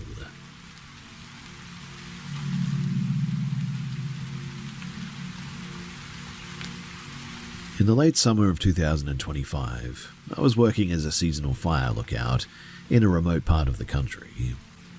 My job was simple: live in a glass-walled tower atop a peak, scan for smoke, and stay out of the way. I'd been up there for about 3 months, I would say. It's a pretty solitary life too, but the pay was really good, and the view was incredible. By September, the tourists were long gone and the snow started to dust the higher ridges too. One day I was looking through the high-powered binoculars that I had toward a drainage basin, maybe about 5 miles east, and I saw something that didn't really fit. Near a dried-up creek bed, there was a bright neon-orange tarp pegged to the ground. That wasn't completely unusual, I guess. Hikers do drop gear all the time, but the way that it was laid out was strange. It was pinned in a perfect rigid square, and from what I could see, there was nobody there. I watched it through the binoculars for at least an hour, but nothing and nobody moved. Anyway, around midnight, I was lying in my cot, the radio chirping with the occasional weather update, and I heard a sound directly underneath the catwalk. It was a metal scraping sound, like somebody dragging a heavy chain across the support beams. I sat up. I grabbed my flashlight and shined it down, thinking that maybe an animal had somehow got up or something like that. But the catwalk was empty. But then it sounded as if somebody was coming up the iron ladder leading up to the platform. But mind you, it wasn't a person. The footsteps were too heavy and way too staggered. It sounded like something with 4 legs almost, but the gait was all wrong. Each step hit the metal with a sort of hollow booming sound that rattled the glass panes of the tower even. I didn't have a weapon, just a heavy signal flare, so I grabbed it, ripped the safety pin and waited. The footsteps, they reached the top of the landing too. And that's when I noticed a pale appendage, thinner than a normal arm, sort of curled around the doorframe. It was so white as well that it looked bleached. It didn't have any fingers, and it just tapered off into a blunt sort of rounded knob. It didn't try to open the door or anything, it just pressed its weight against the glass, and then the pane sort of groaned underneath its pressure, and I could see a reflection of something in the dark glass, but I couldn't make out exactly what it was. I began to panic. I didn't reach for the radio, and instead I just sort of stared, my heart absolutely hammering in my throat. I held the flare out, my hand shaking so hard that the casing was rattling. I didn't shoot it though, I just stood there, motionless, praying that that latch would not open. For 10 minutes too, whatever was out there stayed there. But the smell was the absolute worst part of it. It smelled like sulfur, and it was absolutely horrendous. Then, all of a sudden, I heard this thing's weight shift. It moved back to the ladder, and I heard it descend. Its movements just as heavy and irregular as they were going up. When the sun finally hit the peak at 6 in the morning, I didn't even pack. I left the gear, the radio, my logbook, everything. I climbed down the ladder, my knees shaking, and hiked 12 miles to the nearest trailhead. I didn't look back once, and I quit that day. I haven't taken a job in the mountains since then. Now, I don't know exactly what that was. I don't know if it was related to the orange tarp that I saw. I don't know if somebody was pulling a prank on me. I don't know. All I do know is that it scared the ever-living daylights out of me, and I just refused to go back there.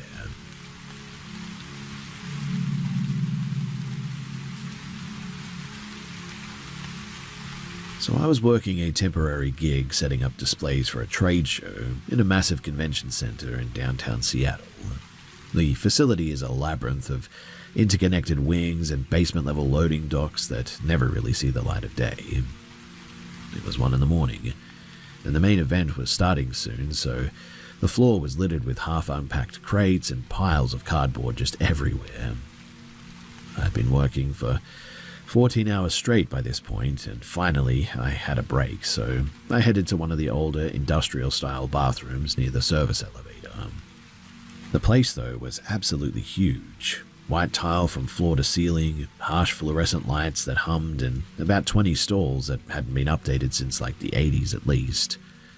I walked to the far end of the row of urinals and I was alone, or so I thought at least. A few seconds after I started, the sound of the heavy steel-plated exit door creaked open, echoing through the room. There were no footsteps, just the long drawn-out groan of the hinges. I waited for the sound of footsteps on the concrete, but there was nothing. I kept my gaze fixed on the wall, and a moment later, somebody stepped up to the urinal directly to my left. I didn't turn my head. That's just the unspoken rule, but I could feel them standing there. They weren't moving. They weren't breathing in short, sharp, and wet gasps. I finished up as quickly as I could, but as I reached for the handle to flush, a hand, long and covered in what looked like dry blue ink or dye, slammed onto the partition between us. It didn't grip the wall. It just pressed hard enough that the metal shuddered and groaned under the weight. I didn't flush in the end. I turned my head to say something, thinking that maybe it was a coworker trying to play a joke, but the man at the next urinal wasn't looking at me. He was staring at his own reflection in the tile wall, his mouth literally hanging open. His eyes were rolled back, showing only the whites, and he was like vibrating, an intense seizure-like sort of vibration that shook his entire frame. At first, I genuinely thought that maybe he was having a seizure too, and I sort of panicked. But then he started making a sound. It wasn't a laugh, it was a high sustained sort of whistle, like air escaping a pinhole in a tire, rising in pitch until it made my teeth literally ache. I didn't even zip up in the end. I just sort of took a step back and lunged for the door. I didn't look back until I was 50 feet down the corridor as well. And as I turned the corner, I heard the whistle stop instantly, replaced by the sound of 20 stall doors, all slamming shut at the exact same time. Just a huge bang. Well, as you can probably imagine, I didn't go back down there. I walked straight out to the parking garage, sat in my truck for the rest of my break, and I tried not to think about it. My hands, though, they just wouldn't stop shaking. I eventually went and spoke to a manager at that time, and I asked them about this guy. I described them to him and asked what his problem was, but none of them could account for this guy. It was like he either didn't work there or they just didn't know him or something. I still don't know what to think about that night, but if you had seen that guy and the way that he was behaving, it honestly would have creeped anyone out.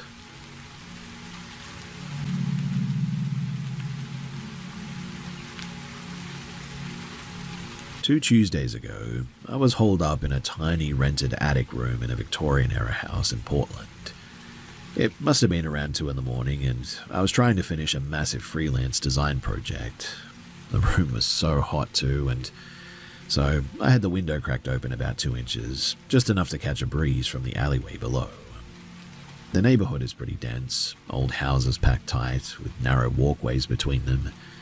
I was hunched over my desk, the glow of the 2 monitors illuminating the room, when I heard somebody moving around on the pavement right beneath my window.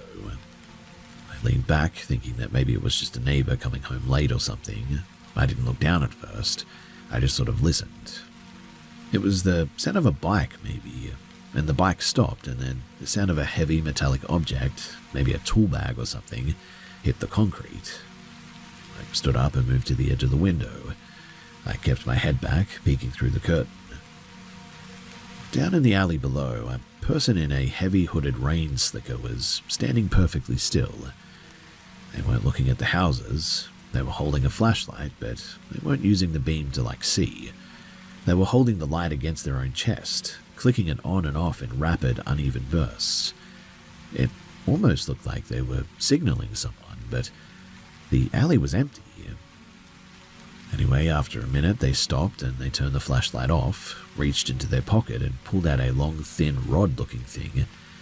It almost looked like a high-end fiber optic scope, if you've ever seen one before. They walked up to the back door of the house next door, pushed the rod into the seam of the doorframe, and stood there, staring into the eyepiece for a long, silent minute. Upon seeing that, my throat went dry, and I realized that my attic window was the highest point on the block, and from that angle, if I looked up, they would see the silhouette of my head against the blue light of my monitors. So I didn't move. I slowly reached over and killed the power to both screens, plunging the room into absolute darkness, and I waited. The person in the alley didn't move, though. They just stood by that door, looking up at my window, and stayed there for what felt like maybe 10 minutes, completely still. I didn't breathe. I didn't dare slide the window shut. The friction would have been loud enough to hear a block away. And then they slowly turned back to their bike, but they didn't ride away at first. Instead, they pointed their fingers at me in a gun shape and cocked their thumb and pretended to shoot at my window. They then walked the bike silently toward the far end of the alley, stopping every 3 steps to turn and look back at me. They didn't check any other houses, and they didn't look at anything else. In fact, I'm pretty sure that they were attempting to break in somewhere. But when they finally disappeared around the corner, I didn't call the police because I really didn't want to explain why I was awake and why I was looking at my window at 2 in the morning, and honestly, I just didn't think that they would believe me anyway. Plus, what could they really do? Instead, I just sort of sat on the floor, tucked behind the radiator, and tried to think about what I could do next. I did keep an eye out for this person after this, but as far as I know, they never came back. But still, I do know that that lower apartment that the person was trying to get into, that they have young kids there and there's a single mother living there too. And again, I don't know exactly what that person was doing, but it sure looked a lot like a break-in attempt.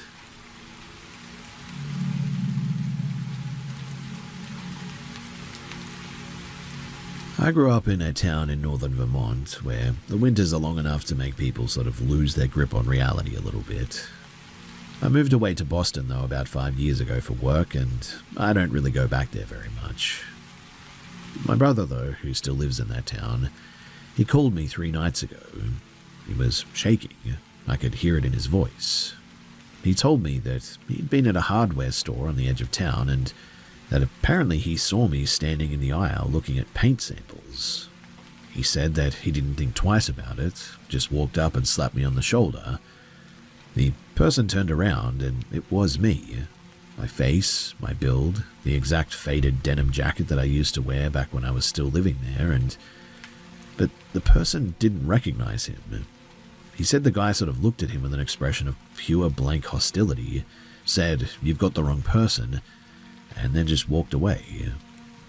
My brother said that he followed him out, but the guy was just gone all of a sudden. Literally vanished into the parking lot is what he said. Now, I'm not a believer in the paranormal at all, and I assumed at first that my brother was either drunk or had a psychotic break or something, but here's the thing. I haven't been back to Vermont in like 3 years, and he even sent a picture that he snapped on his phone before the guy turned around. It's a blurry one taken from behind, but the posture is unmistakable. It is the way that I stand. The slight dip in the left shoulder from an old sports injury, and like I said, the guy's wearing my clothes and everything. But I mean, it's impossible. Yesterday I got an email from an address that I didn't recognize too. The subject line was just a series of coordinates that pointed to a patch of forest, I think, about 2 miles from my parents' old place. I spent the whole day staring at my own reflection in the window today, and I started noticing things that I hadn't before too. A tiny hairline scar in my left temple from a bike accident, I think, when I was about 12. I went to the bathroom and looked closely, and the scar was definitely there, so I tried to look at the picture again, but it's a little blurry, but I think you can make out the scar in this guy's head. I don't know what's happening, and I've started locking my doors at night, and I don't sleep with the lights off anymore either. My brother stopped calling, and when I tried to ring back, I'm just going to voicemail now. I'm currently sitting in my apartment in Boston looking at this photo and just freaking out about it. Like I said, I've never really believed in the paranormal, but this is just beyond weird.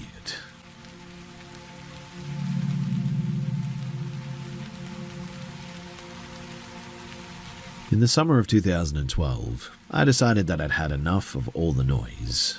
I was burned out, hovering on the edge of a nervous breakdown from a brutal semester. So I packed my car and I drove north until the pavement gave way to gravel, and then the gravel gave way to nothing. I'd found a listing for a remote seasonal hunting cabin tucked deep into the interior of British Columbia. No electricity, no cell reception, just literally a wooden box set high in an altitude basin surrounded by ancient, stunted cedar trees that were twisted into agonizing shapes by the relentless wind. My friend, who was just as desperate for a disconnect as I was, joined me. We weren't there for work. We were there to sit on a porch, drink cheap coffee, and stare at the mountains until our brains finally turned off. The first 3 days were perfect too. The kind of absolute stillness that makes you realize just how much tension you've been carrying in your jaw for so long. But the air in that basin, it was never quite right. It always felt heavy, thick with a static charge almost, as if a localized lightning storm was perpetually 10 minutes away from breaking. On the 4th day, though, we decided to hike up toward the ridge to get a better vantage point of the valley. We wandered further than we had actually intended, drifting off the rudimentary game trails and into a section of the forest that felt increasingly claustrophobic. The trees grew tighter, their branches interweaving like fingers, until the sunlight barely touched the forest floor. We stumbled upon the clearing quite by accident. It really shouldn't have been there, too. It was a perfect, barren circle, 30 feet in diameter, I would say, where nothing was growing.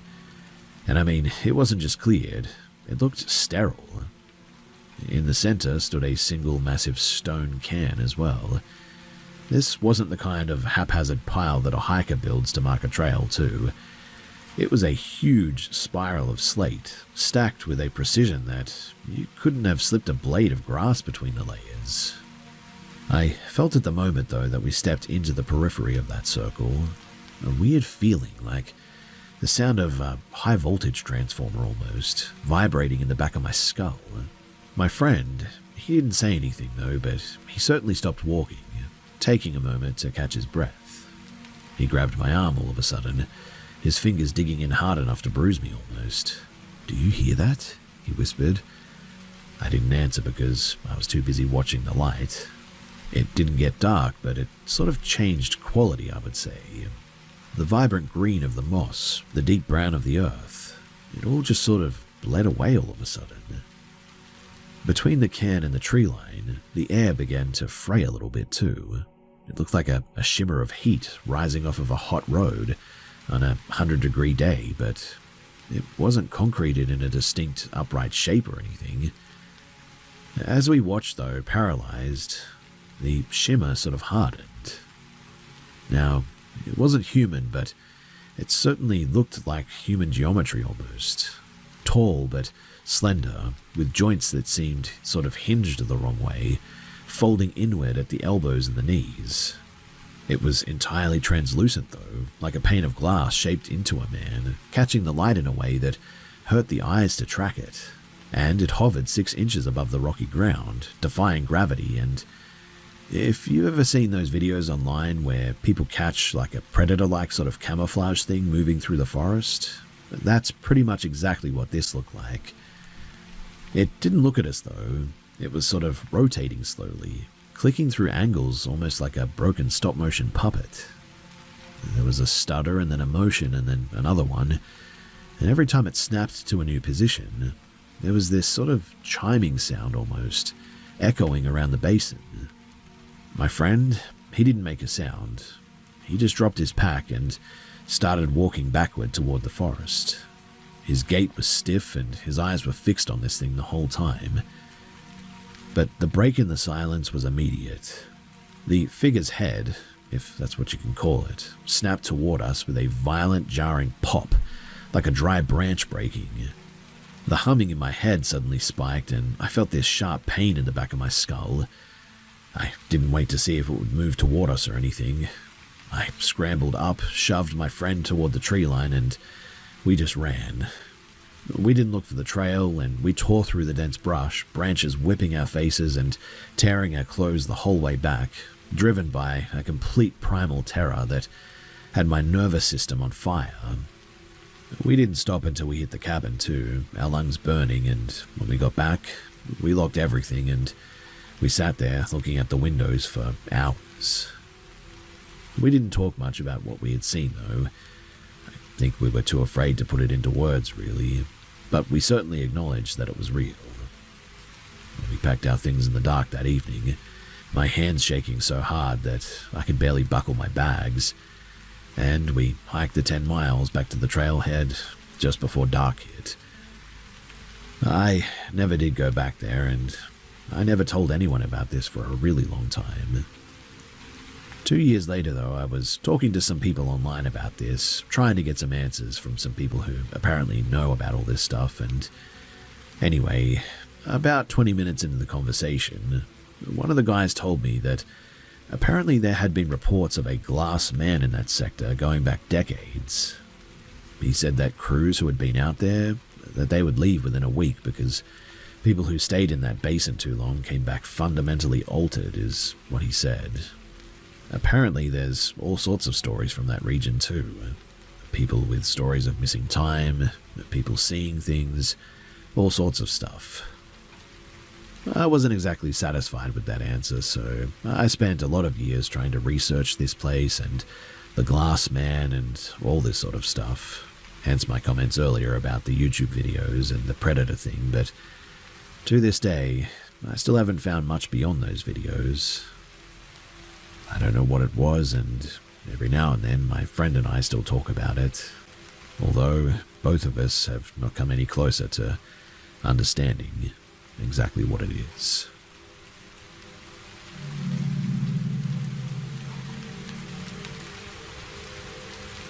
It was late October in 2024. I was staying at a sprawling, decommissioned estate in rural Kentucky, doing inventory for an auction house. The house had been empty for a decade, and I was the only person on the property. My sleeping bag was set up in the library, a massive circular room with floor-to-ceiling shelves, and a heavy sliding oak ladder even. I had been working for about 6 hours at this point, cataloguing rare books, when, at some point, the temperature in the room just dropped sharply all of a sudden. I could see my own breath frosting in the air even.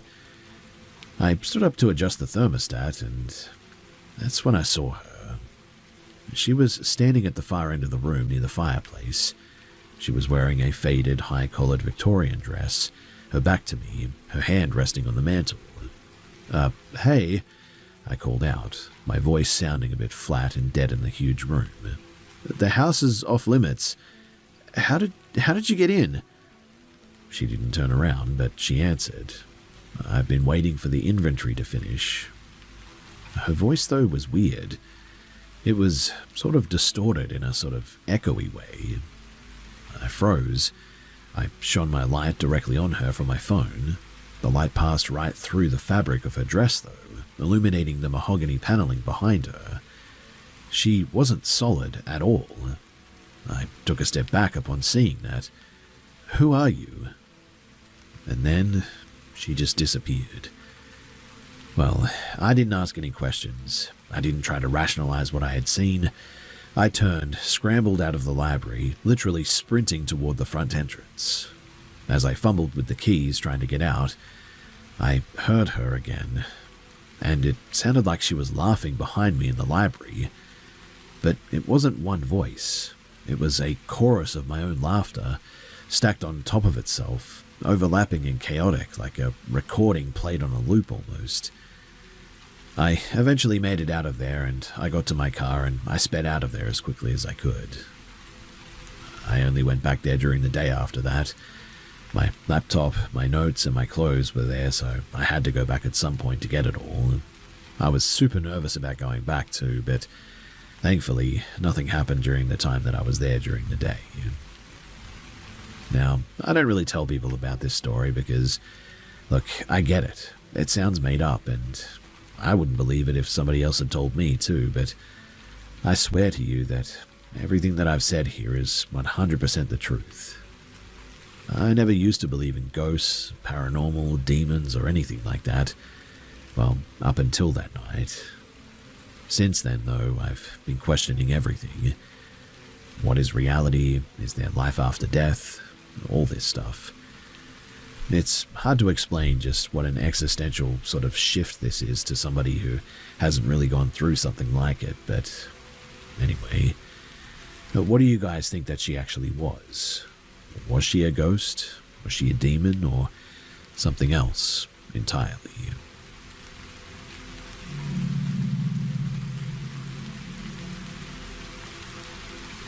So I was visiting a remote, privately owned island last July, and I wasn't there for work. I was actually house-sitting for an old college friend who needed someone to keep an eye on his grandfather's place while he traveled abroad. It was a sprawling, modernist concrete structure too, built right on the side of a cliff, designed by some architect who clearly prioritized aesthetics over accessibility. Anyway, the island was pretty much deserted at this time. Just me, the wind, and the sound of the tide hitting the rocks far below. It was my third night there, around 4 a.m. I was actually in the living room reading by the fireplace when I sort of got this weird feeling, like I was being watched. It became so strong, in fact, that I stood up and walked to the floor-to-ceiling glass wall that separated the living room from the terrace, and outside it was pitch black, but the floodlight was active. I then noticed that there was a woman sitting on the edge of the terrace, her legs dangling over the cliffside. She was wearing a woolen cardigan that looked completely soaked through. She was also shivering a lot and looked really cold. Obviously, I didn't open the door. I just sort of knocked on the glass, and she stopped shivering immediately. She didn't turn around. She just sort of tilted her head to the side at a really weird angle until her ear touched her shoulder almost. And then she stopped, and then she stood up. She didn't use her legs, though. She just sort of pushed off with her hands and rose into a standing position, as if she were weightless almost. She turned around, but I couldn't see her face. It was, like, all blurry. I backed away even more, tripped over an ottoman, and hit my head on the coffee table, and at that point, I just completely blacked out. When I came to the next morning, the sun was streaming into the room, and the glass was perfectly clear. There was no frost, no footprints, no sign that anyone had been there. But on the outside of the glass, right at eye level, was a perfect oily smudge of a handprint. I must have spent an hour scrubbing at it with vinegar and scrapers and everything, but it just wouldn't budge. It was like etched into the surface almost, as if the glass had been permanently damaged. I did finish my time there, and I watched over the place for the rest of the week, and thankfully, nothing else happened. I never did mention it to my friend either because, well, I didn't want them to think that I was crazy. Because, quite honestly, I wanted to house it again because that place is absolutely amazing.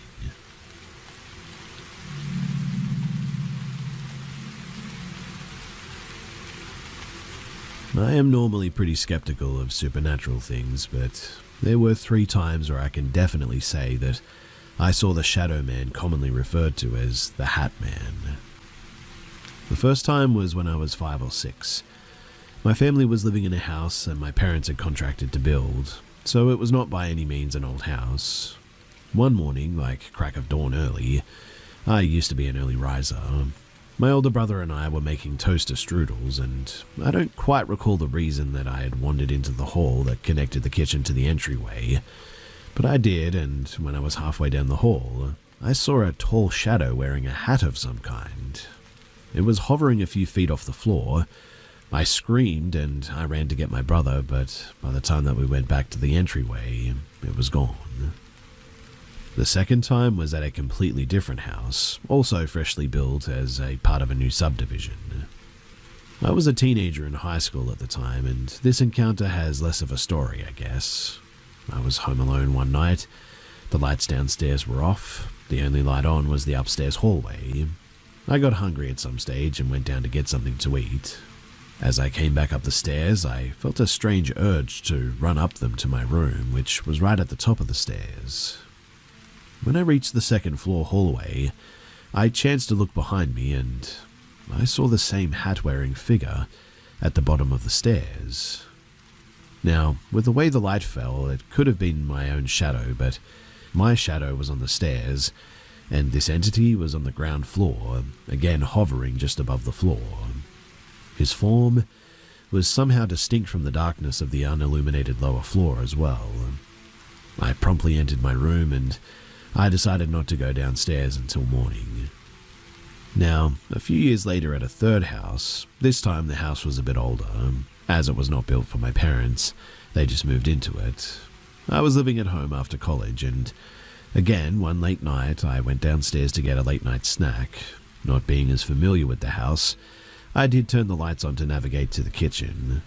Turning them back off as I went back upstairs, I once again felt the urge to run up the stairs. Turning around at the top once again, I saw a shadow of a man in a hat. I looked away, then back, and when I did, he was gone. Now, I haven't seen him since then, and now that I live at my parents' newest house, I wonder if I ever will again. It's another one that they had built, and I've only seen this entity those 3 times. Each time was late at night or early morning, all different houses owned by my parents, and always by the front door, always a shadow in a hat. I specify my parents own the houses because I never saw it at my friends' houses when I stayed over, or in hotels or on vacations or anything. I didn't see it at either of my apartments in college, nor while I briefly lived with my grandmother or at the apartment that I lived in last year. It wasn't until I recently learned of the Hat Man, a paranormal entity apparently seen by many in the world, with eerily similar descriptions, despite no relation or contact between those who saw it, that I've put everything together and I now know this figure as the Hat Man. I'm still researching and learning about this topic, but if you've got anything to add, then I would love to hear it.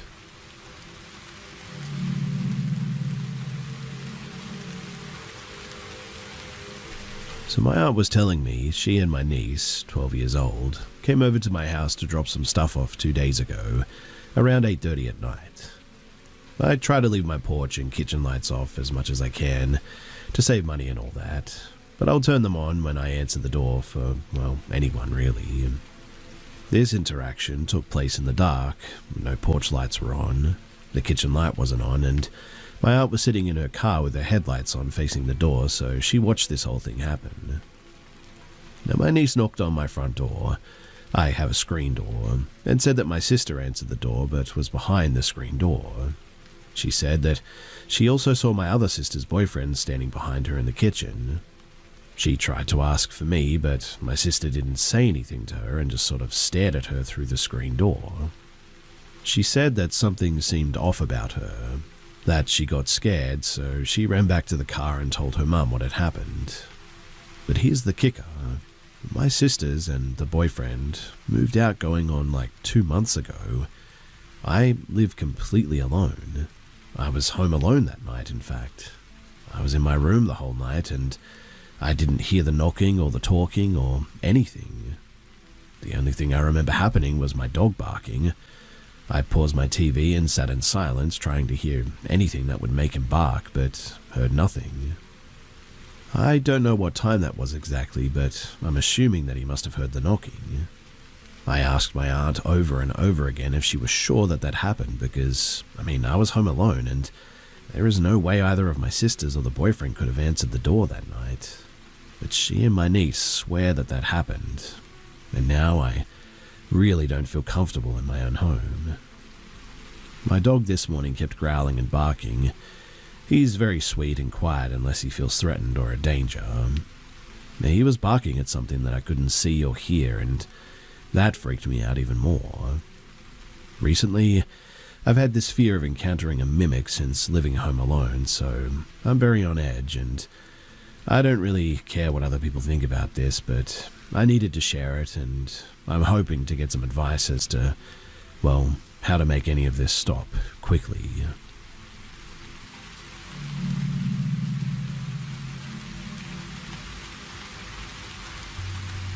So picture this. It's Connecticut, middle of winter in January of 2008, and we had just gotten lots of snow. Me and 4 other friends had been working hard at our small community college, and we wanted something to do over winter break. We ended up finding a cute little cabin on a lake up near Orient, Maine, and after much fuss from our parents, we put our money down and started getting ready for the road trip. Keep in mind, this was before the shift from MapQuest to the common use of GPS, TomToms, etc., and before my cell phone was attached to my hip too. But we found directions on MapQuest though, and set off on our first taste of freedom in a while. We packed into my friend's small red Acura and drove the 8+ hours from CT after our last college course around 2 p.m. Looking back on this, it was a horrid idea to pack 5 kids into a small car in the middle of winter and drive in the northern states. It was cold and dreary the whole ride up. That wet and cold that sticks to you, you know it if you've been in it. The driver, his name was Jay, he was in love with his Acura. He had very strict rules for driving, gassing it up and stopping, so we settled into the car for a long stretch of driving and blasted some music to pass the time. Further north, we got to where the weather sort of became where the roads were, and we became very nervous and it was icing. The further you get up into mid-Maine, the further the distance between exits, snow lights, and all that is. It's basically just the moon and the stars. Looming pine forests line the 2-lane highway, and it's a sparsely populated area. Tiny little towns, mile off of the highway peppering the landscape. Because of this, we agreed to make one long food stop only for dinner. Delicious Taco Bell. And before heading into more desolate areas, during dinner, I made the rookie mistake of getting a giant Sprite, but made sure to use the bathroom before we left, and we continued on into the night. Infrequently, I spotted glimmers of lights from little homes and towns passed from the passenger seat, and after a couple of hours, there came a point that I really needed to pee. When I mention it, it's usually at the last minute, and it was an imminent nuclear-level disaster if we didn't stop soon. But there were no signs for a gas station on, any of the last 10 exits for the past 40 minutes, and I was ready to pull over on the side of the road I was busting. It was beyond painful. But my friend driving was paranoid and refused. He said, something just didn't feel right. It doesn't feel right to stop. Now, I'm usually very good with sensing strangeness, but I was so distracted by my body mechanics that I didn't care, to be honest. I pressed my eyes shut, drummed my hands and fingers, started singing with music, and pleading to whatever god was out there that could hear me, anything to help distract me. And as if the universe heard my plea and I manifested it myself, the next exit had a small sign for a locally owned gas station, which was going to be absolutely perfect. After a little protest, I let Jay know that his car would soon be baptized in my urine, and so we pulled off. We drove another 10 minutes until we pulled up at this tiny, I'm talking like 500 square feet max, dimly lit and decrepit gas station. Nothing surrounded us for miles, and there was a large paved area that surrounded this small building, seemingly to make it easier for large trucks with small trailers to pull around the back, I guess. A dumpster sat in the back left by the trees. No lights in the parking lot, just light from the sliver of the waxing moon. Inside the shop, there were 2 green fluorescent lights, but they barely reached the 2 old pumps outside. It seemed like the darkness was encroaching on the sickly-looking gas station, almost ready to swallow it. The moonlight, it just didn't seem to touch it, though, and that creepy feeling that we had all started to talk about was now growing stronger. We chalked it up to the unfamiliar territory, and the fact that it was dead of winter in the middle of the night. I practically teleported out of the passenger seat and inside, barely getting out the word bathroom, when the tired, middle-aged attendant slowly reached for the keys and finally tossed them to me, not saying a word, crooking his hand and pointing to the outside corner of the small building. My stomach got that quick anxiety pang. I strongly remember having such an uneasy feeling about going back there. As I ran back out of the door, I demanded everyone come back and stand outside to wait for me, for safety and for company. My boyfriend obliged, and the others understandably stayed in the car. I rounded the corner and did a brief double take as I saw someone standing by the dumpster. Just a dark figure. The moonlight reflected off of their dark, short hair and what looked to be a fur-lined coat. The urge to pee was too strong now, though, for me to care about it for even a moment, and I felt reassured hearing my boyfriend's footsteps behind me, too. I struggled to unlock the door, and as I made it inside, fumbled for a switch. Much to my delight, I discovered that there was no lighting as I started to relieve myself. Fantastic. I called through the beat-up metal door for something, anything to light up this closet of a bathroom. I had left my phone in the car cup holder, unfortunately, and I hear a small shuffling sound, and my imagination was running wild. Bugs crawling around the walls, bumping into spent toilet paper, a person standing in the corner. My boyfriend at the time thankfully had a flashlight. He was in the military and always came prepared. I didn't lock it, so he poked it through the crack in the door, and my eyes had adjusted to the darkness at this stage. I remember seeing the treetops, the starry night and all of its beauty, and some dark mass by the dumpster again, through the crack, before clicking on the light, which honestly blinded me at first. My sixth sense, for a lack of a better term, was starting to become more prevalent, now that I had started to get physical relief. I kept telling myself it's just an unfamiliar area in the dead of night, nothing to worry about. I felt overall unwelcome, though, and felt the need to rush, too. I remember that unwelcome feeling vividly. I recall my boyfriend. He had asked if I was almost done, to which I replied I was not even close. I heard some talking getting closer, and Sam, the other girl on the trip, made a comment along the lines of, "You see that? Who would be outside at this hour in the cold like this?" And I hear her boyfriend say something like, "Yeah, it's 10 degrees outside. There's no way." Another strange voice came through the door. It was the gas station attendant coming with them. I learned later that Sam had decided to go pee too since we were stopping, and she saw the figure as well. She went inside to tell the attendant about someone outside, and she mentioned that he didn't respond but came out from behind the counter. As I was finishing buttoning up my jeans, feeling a million times better, I swear that I heard breath in my ear. As corny as that sounds, even though I had this deep pit of fear and unease growing in my gut ever since we arrived, in that moment, I convinced myself that it was just me shuffling around on the dirty tiles.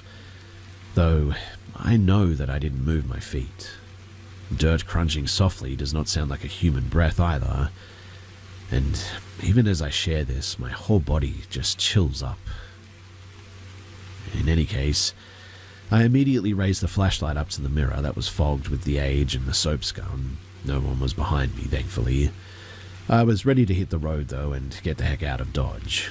So I flung open the door and booked it through my boyfriend, Sam, and her boyfriend, and the attendant, who was standing a bit hunched near them, which was a bit odd, I admit. I scanned the empty pavement. There seemed to be this lingering darkness hanging around the forest line where it met the parking lot. I turned to the dumpster, and this time no one was there. It should have been reassuring, I know, but it ended up freaking me out even more. I think we should go. Sam, do you really have to pee? I asked. I remember she looked uncomfortable. They all did. It was like the attendant was trying to block us from rounding the corner to get to the front of the store, or keep us in the area so something could sneak up on us and maybe attack us. I just got that threatening feeling all of a sudden. In hindsight, maybe he was just trying to make sure we didn't trash anything. I don't know, but I heard Jay start up the Acura, and I gave the attendant a wide berth. He wasn't saying anything, wasn't even really looking at us. I swear the darkness that seemed to be devouring the light from the shop earlier was emanating off or around him, though. And I know that this is going to sound a bit crazy, but you know when you can just sort of tell that somebody has bad intentions? Well, everything screamed in me that it was time to go. Sam and everyone picked up on the hint, and they rushed to the pumps, piling into the car as fast as we could, and pulling out. We laughed about it, once we were about 20 minutes away, that is, down one of the main freeways. We eventually made it to the cabin, and we enjoyed our first night there. Now, the second part of this story was the next day. We had brought some snacks and cereal, but after messing around, enjoying the frozen lake and watching movies all day, we quickly realized that we needed some more sustenance, and had asked one of the neighboring cabins if there was a town around where we could go and get supplies and food. The neighbor told us about a Walmart or someplace up Route 1 to Hulton. The populated town was almost an hour away, but the neighbor said to just drive straight for about 45 minutes and you'll be in downtown before you know it. It was later in the evening. The sun had gone down, and we once again all piled into Jay's Acura, and me in the front seat, my boyfriend right behind me, Sam and her boyfriend next to him. Jay, he was super nervous to drive. Temperatures had gone from single digits to negatives, which meant that the wet had turned to ice in many areas. But we made the slow and steady trip up to Hulton, got our supplies, and made our way back to the cabin.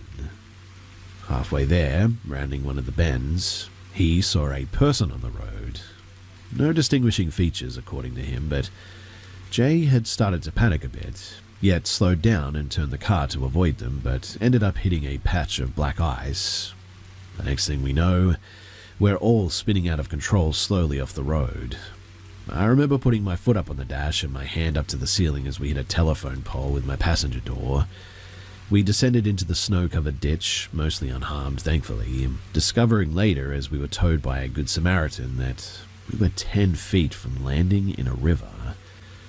Jay mentioned why he had started swerving, to which he was told abruptly that there was absolutely no one on the road. We were incredibly lucky, and we weren't the only car to slide off the road in the last 24 hours, apparently. There was a tan Mazda van about 30 feet to the left of us that had also shared a similar fate that night before. They, however, had landed in the water, but thankfully they still had all survived.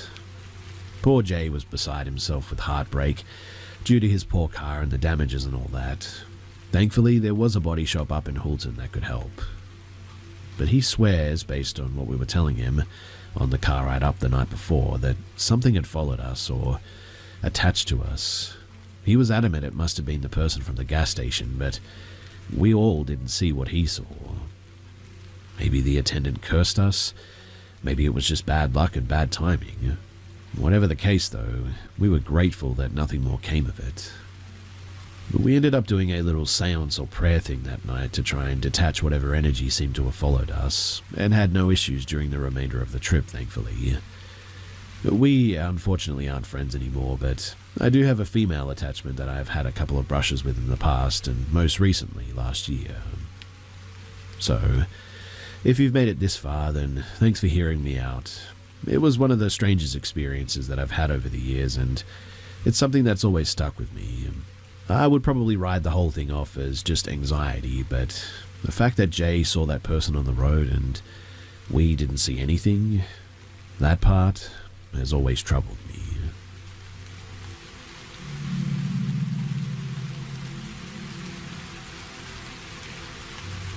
Meet Jane. I don't know much about Jane except that she's from a small town and she moved here with her friends and boyfriend for university. When I first met Jane at the pub, I honestly thought that she hated my guts. I mean, she always gave me nasty looks, and when my friends tried to approach her friends, she'd always be rude to me. Jane is pretty, like very pretty. Like every guy in town has a thing for her sort of pretty. But Jane's boyfriend is insane, to say the least. They are regulars at the pub, and I've seen them break up around 3 to 4 times, and the waiter working at the pub, guy in my friend group, says that he's noticed them break up a dozen more, but they always come back together. A couple of months back, though, I had just finished within the gym, and I had just showered when my mum called and asked about this pub and how's the food there. I told her that the food's to die for, and she said that she and my stepdad were on their way there. I told them that I would meet them too because I was dying for some hot wings and a burger or something. We sit down.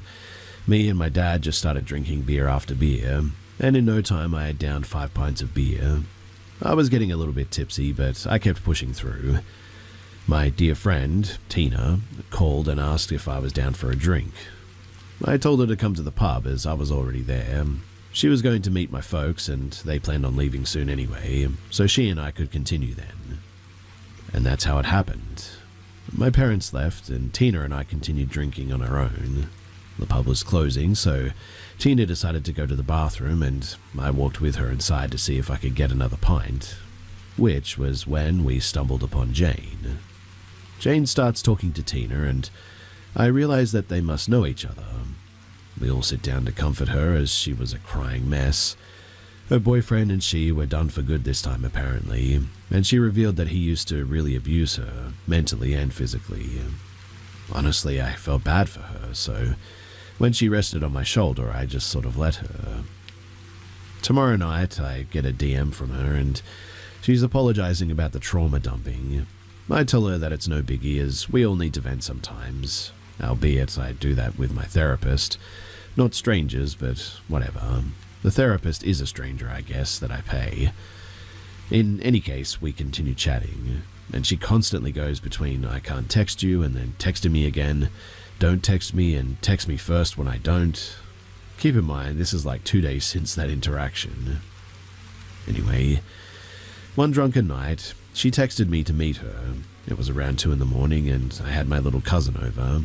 That whole night we watched movies and we had just basically fallen asleep, so I declined her offer. Also, I felt it was a bit weird for me to hang out with her when I was completely sober while she could barely see. I don't know, just weird to me. But the next day, she sobered up and I agreed to meet her for a hangout. We hung out for a while and she was honestly fun to hang out with. I did like her and I worried about her and her ex, I guess. Soon enough, her leech of an ex left town as he was never really interested in uni, just being close to her. And on one of our dates, she revealed to me that she realized that she had feelings for me. And that's when she broke up with her ex, resulting in him physically attacking her. One day we had a date at her place, a little study date. After we finished studying, we relaxed on the couch and ended up making out. We didn't go the whole way that night by any means.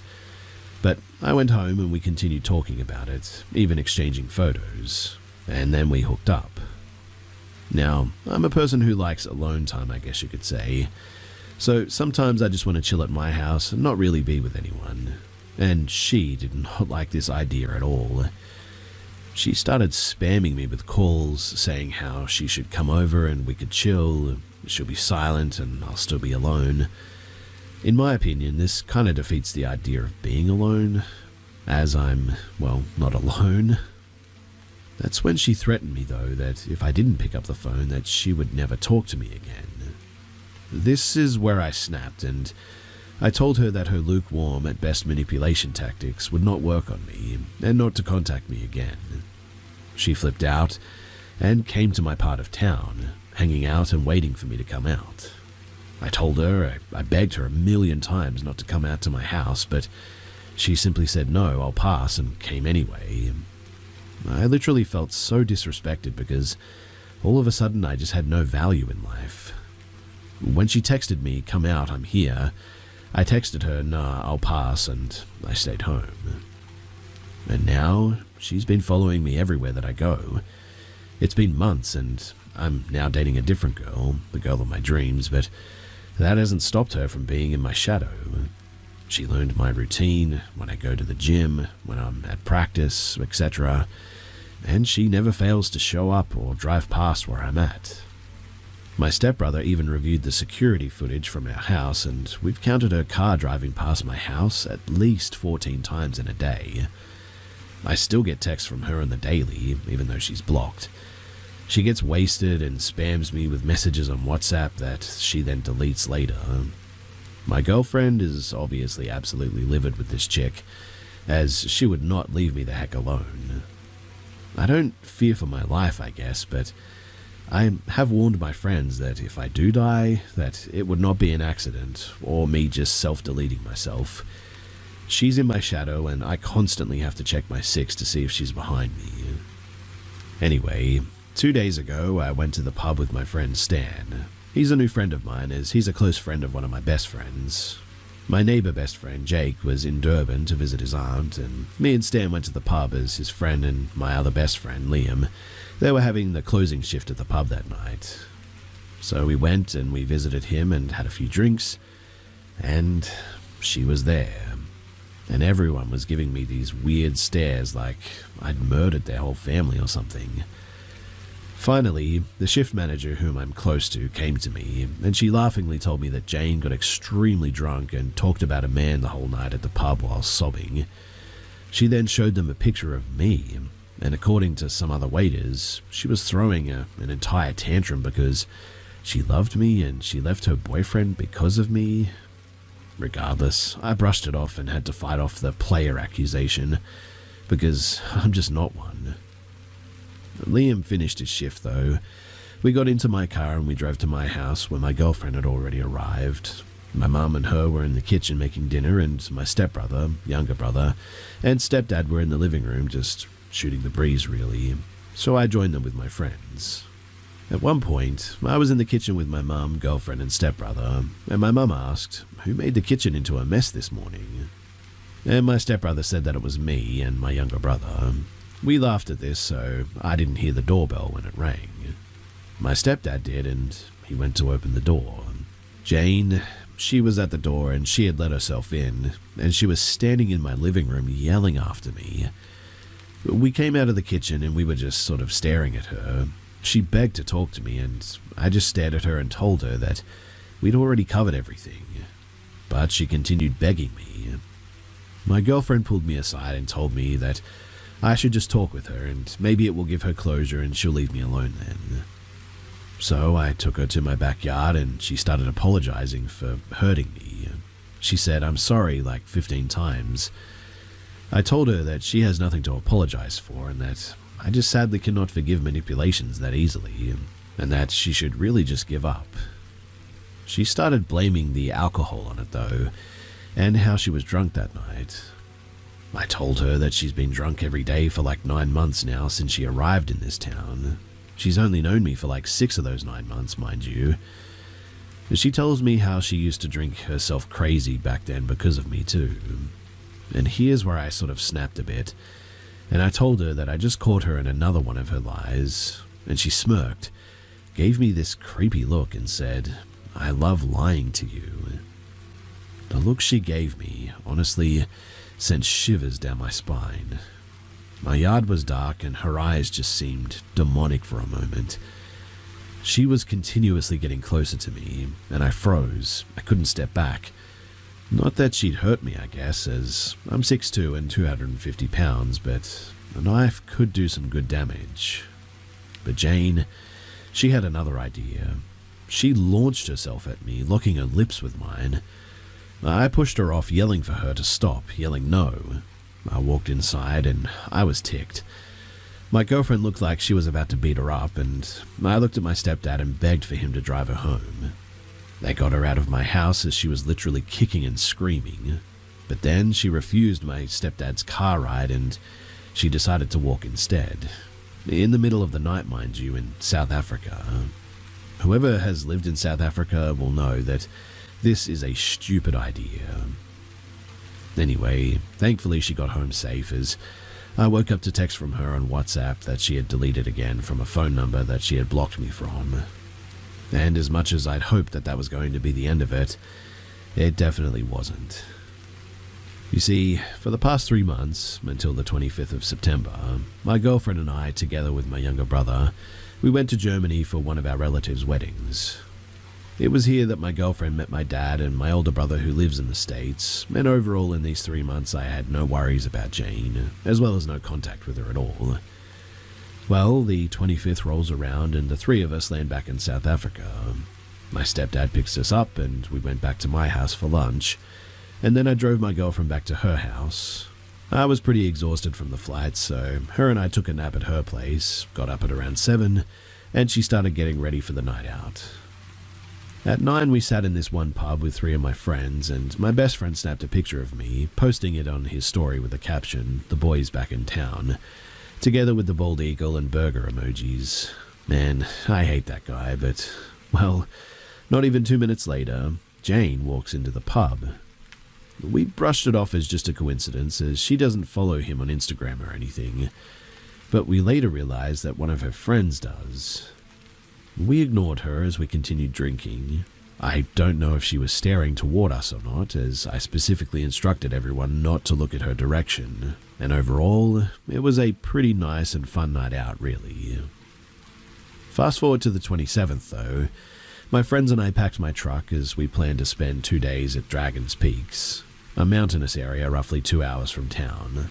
I asked my girlfriend if she was willing to come, but she said that she had plans with her girls, so she stayed in town.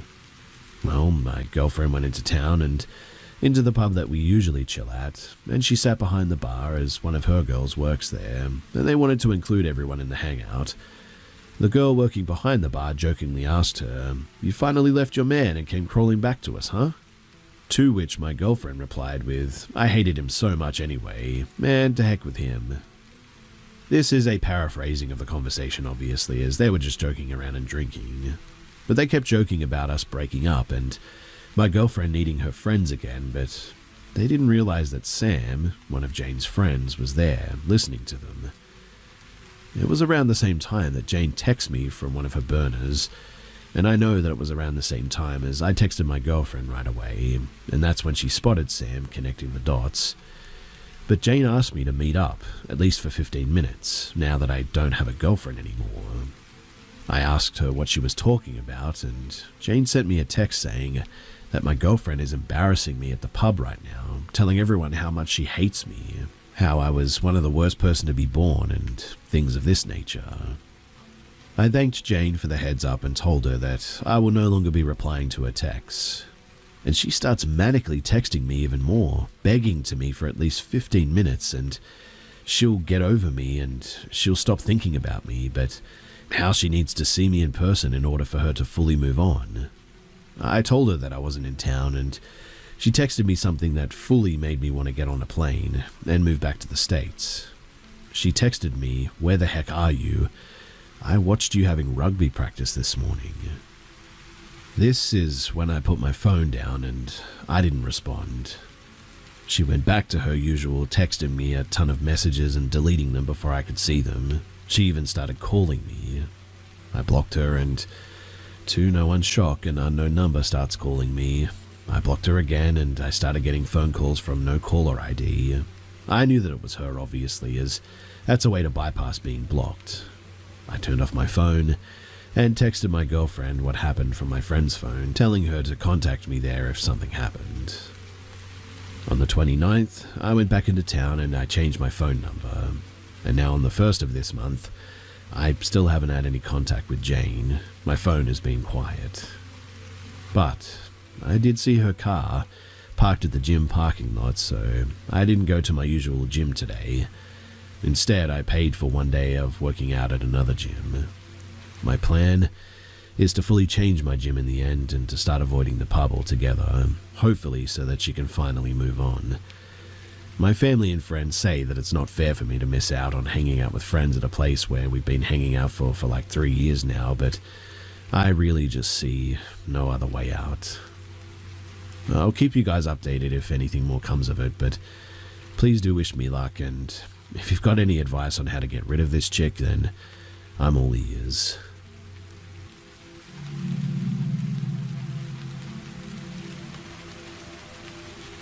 This experience occurred several months after another event. It was the remaining paranoia from it that helped me realize what was happening, and very well may have actually saved my life. I was 18 at the time, although commonly mistaken for being in my early teens, and had just finished some errands in town and decided to take a shortcut to catch the bus home. Said shortcut being a narrow street on one of the shopping centre's entrances opened onto. It was honestly more of a glorified alleyway, but since the street connected onto the high street, and it was the quickest way into the shopping centre, it usually got a decent amount of foot traffic and was extremely safe to use.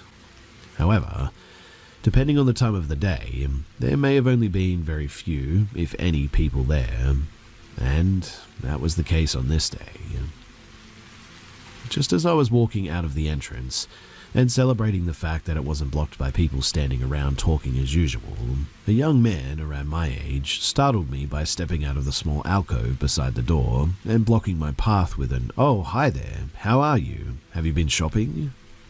The way that he had approached me immediately put me off, but the overly familiar, fancy seeing you here sort of tone that he was using made me hesitate for a moment, wondering if he was just someone from high school who maybe recognized me and wanted to say hello. So I muttered, yeah, hi, to stall for a moment while I racked my brain for who this could have been.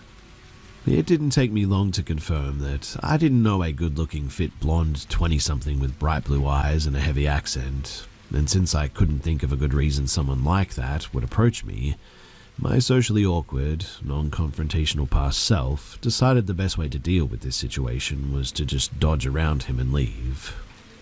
He didn't let me, though.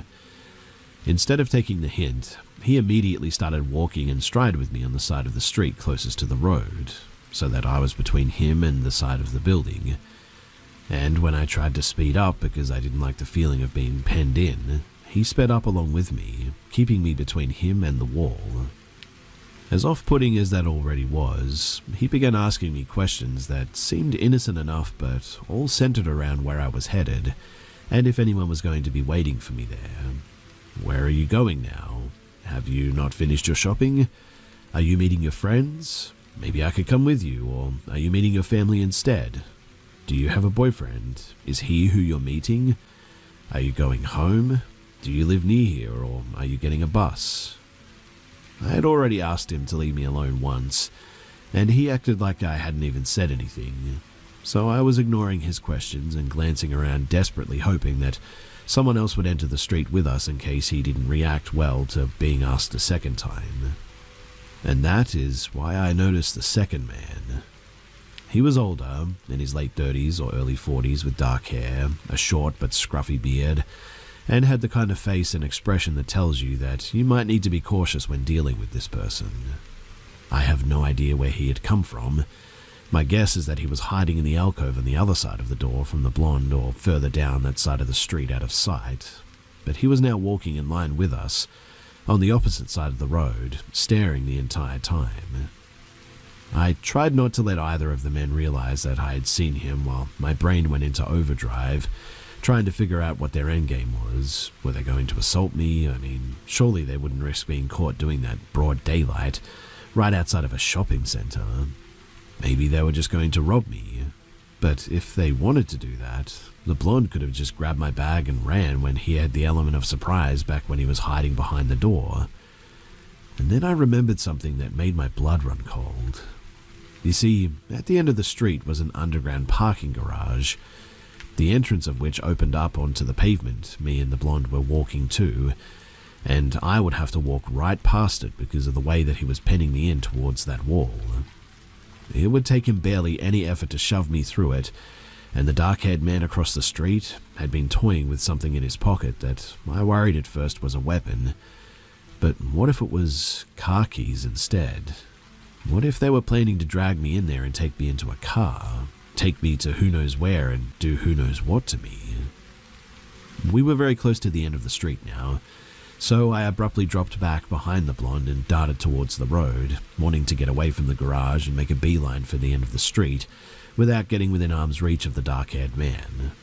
The blonde immediately darted after me and blocked my path, herding me back towards the pavement and penning me in so close to the wall this time that my arm was almost scraping across it as I walked, all while still talking to me casually as if he wasn't doing anything wrong.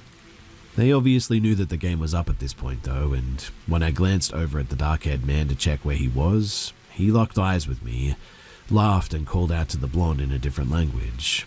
The best that I was able to determine later was that it was Eastern European, but not Lithuanian, Polish, Romanian or Russian, saying something that made him laugh too and double down on his "is anyone going to miss you?" questions, while also asking me if I had ever had a boyfriend, if I had ever kissed a boy, or would I like him to be my boyfriend, etc. Obviously, I continued to ignore them and was panicking more and more as we approached the garage, but fortunately for me, the dark-haired man started to lose his patience with the blonde's lack of progress with me and began snapping at him, presumably demanding that he get me to answer because the blonde looked worried and his tone was getting more urgent every time the man spoke to him. Only a few feet from the garage, the dark-haired man apparently crossed a line because the blonde suddenly looked furious, stopped walking, spun around and started shouting back at him. I immediately took the opportunity to bolt for the end of the street, and although I heard the blonde shout, "Hey, where are you going?" and what I assume was both of them running behind me, I managed to round the corner and lost them by ducking down the next street, and then several more just to be safe. I didn't feel safe enough to go to my original bus stop, in case they stayed in the area and saw me, so I headed for one several blocks away instead, on edge and jumping at the slightest thing until I was on the bus and headed home. Although I tried to report the incident to the police, they weren't particularly interested since neither of the men had actually put their hands on me and I had no proof of what I assumed they were planning to do to me. I never heard about any abductions, assaults or robberies in that area, so I'm hoping that they simply gave up after the plan didn't work with me. I'm glad that I was paranoid enough to save myself from that situation, but I do worry sometimes that maybe another girl, maybe she wouldn't be so lucky.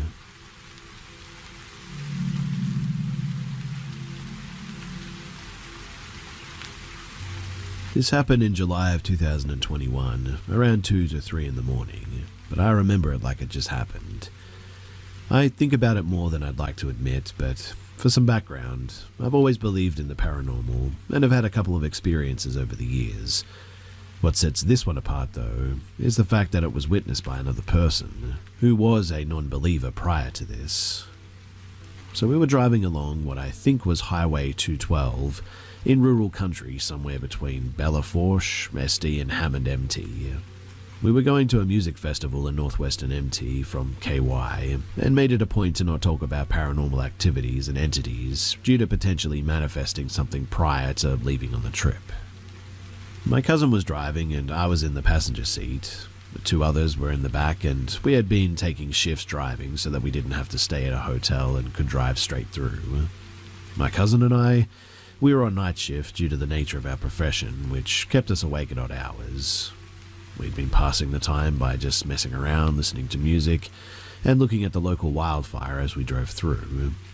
We had seen a lot of pronghorns and nice deer earlier in the day. Both of us being outdoorsmen, we were pointing out every game animal that we caught the faintest glimpse of.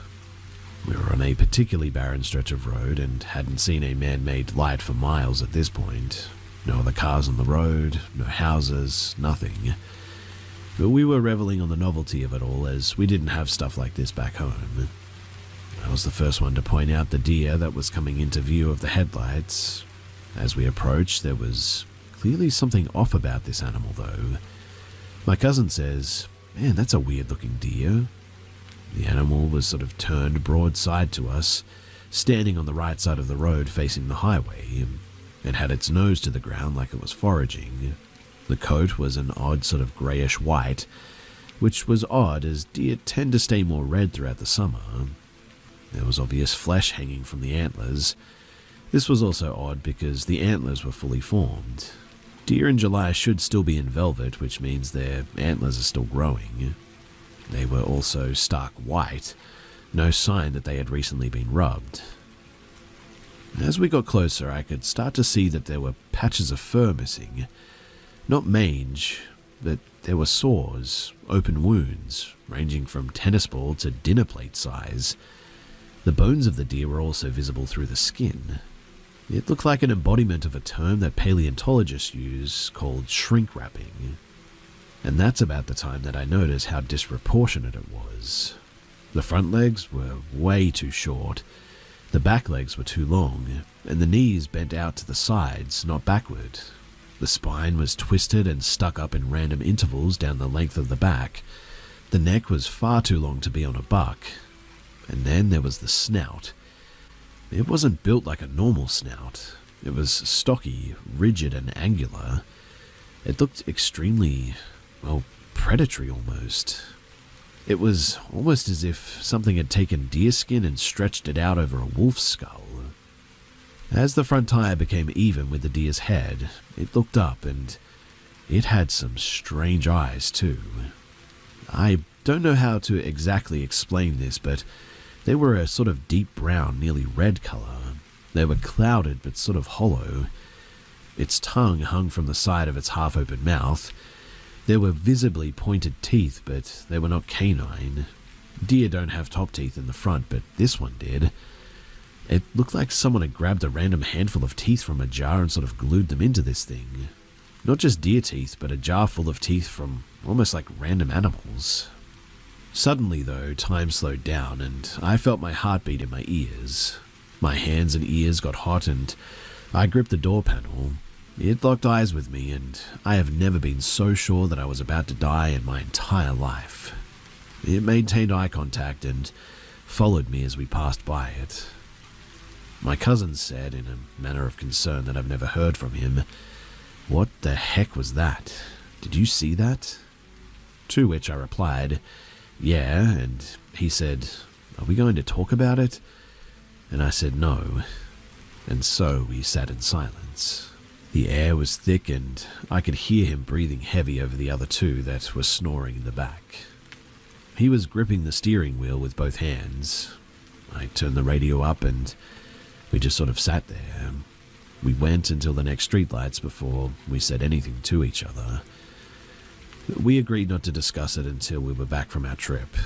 We took an alternate route home to see some things that we couldn't hit on the way up there, but I had the feeling neither one of us wanted to go back that way anyway. We've talked about it a couple of times since then. There are people that don't believe me when I tell them, obviously. Most people, though, can tell when I'm not making stuff up, and I don't look for opportunities to talk about it at all, really.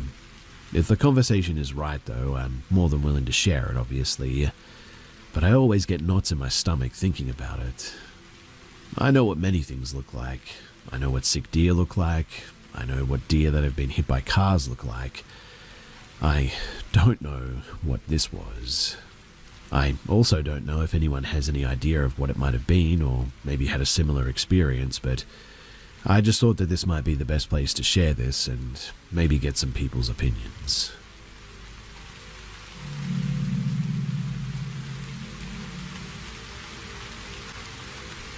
Me and my fiancée just bought our first house, and it seemed fine and nothing seemed out of the ordinary at first.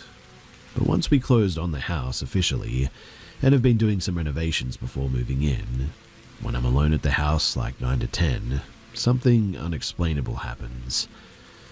When we first started to get deep into our renovations, we noticed that when we came back in, one morning all the coat hangers in the guest room closet were on the floor. No one had been in that room all day while we were working. I started having freak experiences, the first time when I was working alone, with voices coming from other rooms and my voice being repeated back to me from the hallway. Then that same day, later into the night, I hear what sounds like footsteps and voices again coming from the living room, going into the attic as I'm in the guest room. I get a break for a couple of days from anything too noticeable going on after that. Then, just recently, I was getting ready to leave out on the front porch and hear what sounds like claps coming from the road in front of me. I've constantly felt like I'm being watched there, even when I'm not alone. I thought it was kind of isolated to the hallway and guest room, but after what I just experienced, I truly don't know anymore. I'm set to move in fully next week, and I'm wondering if there's anything that I can do to calm it down or something. This whole situation just seems to be getting worse, and that really worries me.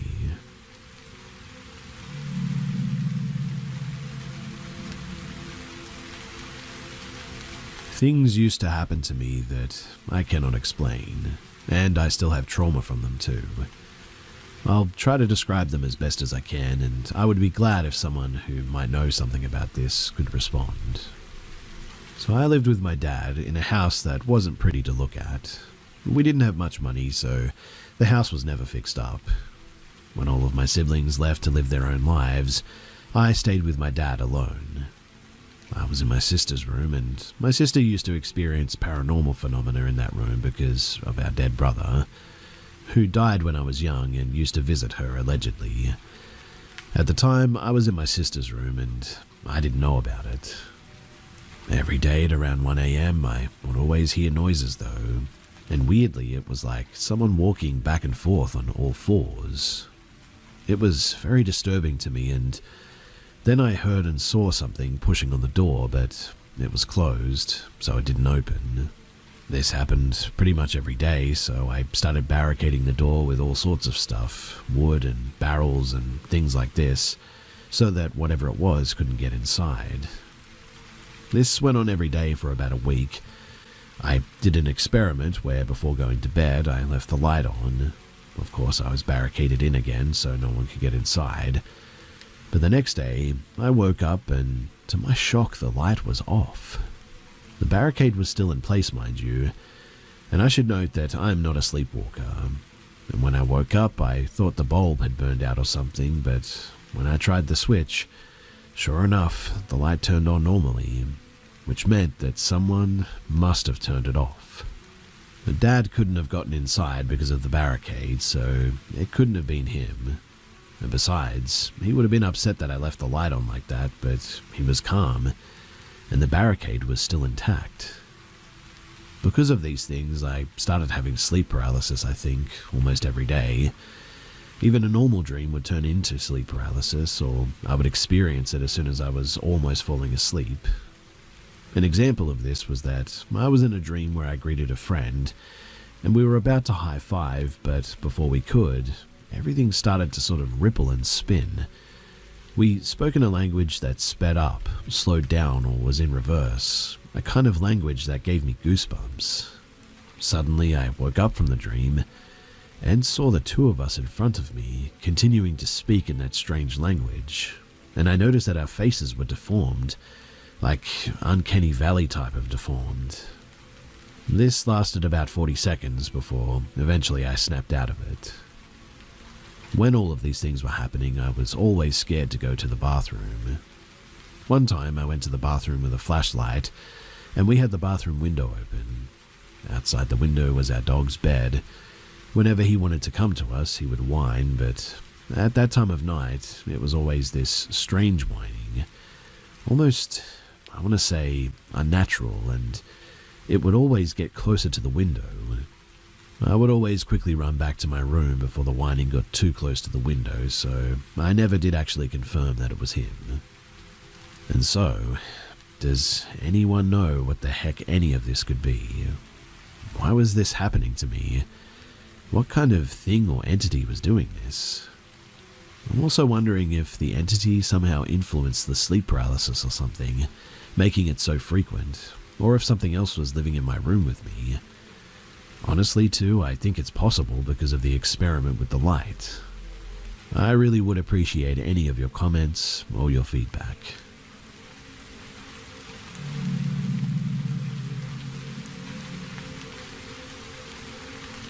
I know lots of people don't believe in ghosts, and you know what? That's fine.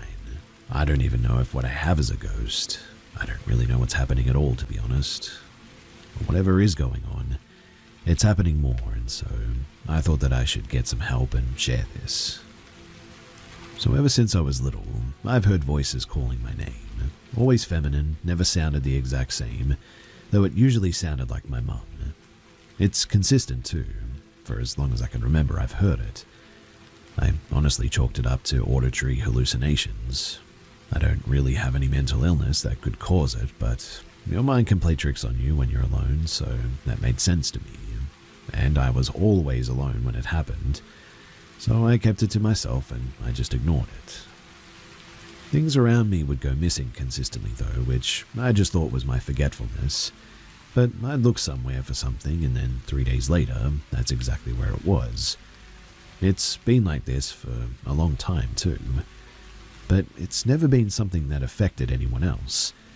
Until a few years ago, when my friend would hear another woman's voice coming through on phone calls. Like someone was standing next to me, trying to sort of talk over me. But she could never make out what they were saying, and I personally never heard it too. I just assumed that it was something weird with my phone, and again I tried to ignore it. Also, I had this little glass bottle with a cork in it that would disappear and reappear, but always with something new inside of the bottle. Nothing crazy, but just stuffing from the dolls that I make out of fur for one of my dogs usually. I left it in a drawer in my living room, and I would check to see if it was there daily. It could have been my husband playing a prank on me for sure, but truthfully, he's not really the type.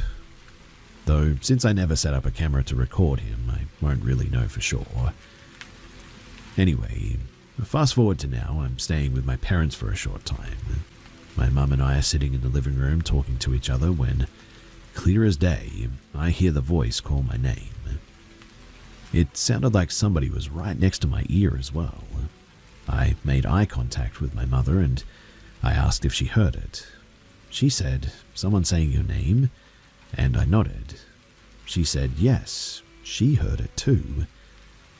Now, this blew my mind because this is the first time somebody else has been around and heard it too. No one else was in the house as well. The TV was on, but we rewinded the show that we were watching and it definitely didn't come from the TV. Weird.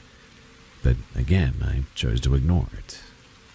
Now, a friend of mine has been sleeping on call with me in Discord. I have a little mic on my desk that I use for streaming, and sometimes I have Discord connect to that mic.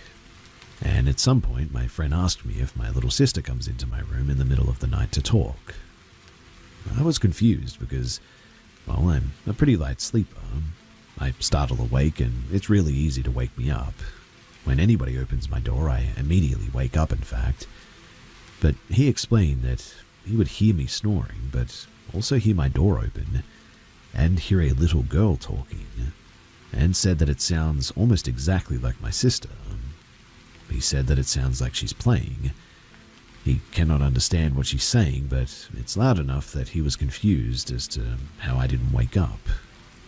I talked to my sister and confirmed that she said that it wasn't her. She said that she doesn't wake up for school until later in the morning, and even then she gets ready downstairs for the most part, usually just coming upstairs for breakfast. I again think that this is weird, but I choose to ignore it. If this is something paranormal, it doesn't feel angry or dangerous, so I'm not really too bothered by it. The other night, though, I woke up to my dog's kennel door being slammed open against the wall. It scared me half to death, and he was in bed with me. He freaked out after staring at the kennel for a few seconds and hid under the bed. I'll admit that I was a little bit spooked, but I just went back to sleep because, what else am I supposed to do? But then, a couple of days ago, I literally watched my bedroom door open on its own. Like, I heard the latch click and the door opened by itself. I can affirm that nobody was there and no one but me was home. I was getting ready for work, so Puppy was in the kennel. And with that, I decided to investigate a little bit because why not? Even if it's silly and not real, I like spooky stuff, so I thought that I would do some research. So I downloaded an app that records noises in the room around me while I sleep, and some sounds captured are clear footsteps, knocking, sounds like someone knocking against wood, and the one that gave me chills was something that sounded like a little kid gasping. It's not super convincing, so I won't share it, but honestly, it's been happening for so long I've just kind of decided that if I do have a ghost friend, I'm just gonna call her Patrice and let her do her thing. If it is real and not just my brain playing tricks on me, then I get to have a cool ghost friend, I guess. So yeah, I just wanted to share this experience that I've been having, and I'm going to keep recording, and if I can hear something other than a little tiny gasp, then maybe I'll share it at some point. If you have any ideas on what could be going on, besides the obvious it's the wind sort of stuff, then feel free to let me know because I'm all ears. I do like spooky stuff and I like to believe in it, so if you want to speculate or anything, then please be my guest.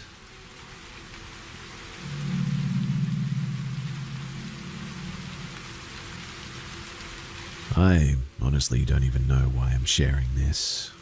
It's not like anyone's going to believe me anyway. Maybe it's just to get it out of my head. Maybe it's some kind of warning. I really don't know. Last October, I went hiking alone near Mount Hood. I was trying to get away from everything. Work, noise, people. I found this spot in an old Forest Service map called Owl Hollow near Jordan Creek. And honestly, it sounded perfect. Secluded, quiet, barely even mentioned online. Well, the first few hours were fine, peaceful even. Just the sound of the creek and my boots crunching gravel. It felt good, like I could breathe again. But sometime in the afternoon, that feeling started creeping in. You know the one, right? Like somebody's watching you. At first, I tried to shake it off. Told myself I was being stupid. Big woods, alone, so of course you're going to feel a bit jumpy. But it kept getting worse. Around 3 p.m. I looked off of the trail and into the trees, and there were a pair of eyes staring at me through the brush. Not blinking, just watching me. It wasn't a deer. I mean, I know what deer look like. This was different, lower to the ground, wrong shape, no sound at all. I kept hiking, probably faster than I should have, but I was a bit spooked. About an hour later, I came around a bend and there they were, a man and a woman standing in the middle of the trail. Now, I don't know how to explain it. Everything about them just felt off immediately though. Their clothes were weird, like they'd walked out of an old photograph. Faded colors, stiff fabric, almost dusty looking. I tried to say hello, maybe ask if they needed help, but my voice just kind of died. They didn't say anything either, just stared at me. And when they passed me, they both turned their heads at the same time and smiled. I cannot even describe it right, but it just wasn't human. Their mouths stretched way too wide, and their teeth were wrong. A bit sharp almost and dirty. And their eyes, they just turned black. Not like dark irises black, but like bottomless pit black. I almost threw up then and there, and I almost ran, but they just kept walking like nothing had even happened, disappearing into the woods behind me. I should have left right then, I know. I should have turned around, sprinted back to my truck, never looked back, but I didn't. I kept going like an idiot. Another time that I set up camp that night, my hands were shaking so bad that I could barely get the tent up. It didn't matter though, I mean, I wasn't going to sleep anyway. As the sun went down, the woods around me got wrong. Too quiet. No birds, no bugs, nothing but the creak and the sound of my own heart pounding in my ears. Then, that was when I started seeing them. First one, then two, and then more. 17 or perhaps 18 of them maybe.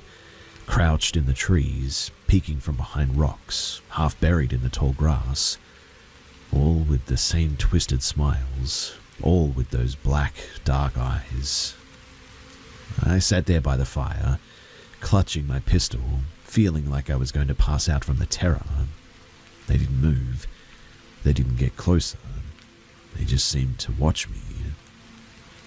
I don't know what snapped, but I stood up and I fired 2 shots straight into the air. The sound echoed through the trees, sharp and painful. They didn't even flinch, though. That was when I ran. I grabbed my pack and ran like my life depended on it, because honestly, I think that it did. I don't remember getting back to the car. I don't even remember driving home. I just remember slamming the door behind me and sitting there in the dark for hours, shaking, gun still in my hand. I haven't told anyone up until now, because I know that people think that I'm crazy. Heck, I think I'm crazy sometimes when I replay it in my head. But I know what I saw, and I'm telling you that if you ever find yourself out near Owl Hollow, just turn around. Get out while you still can, because some places are probably just better off forgotten.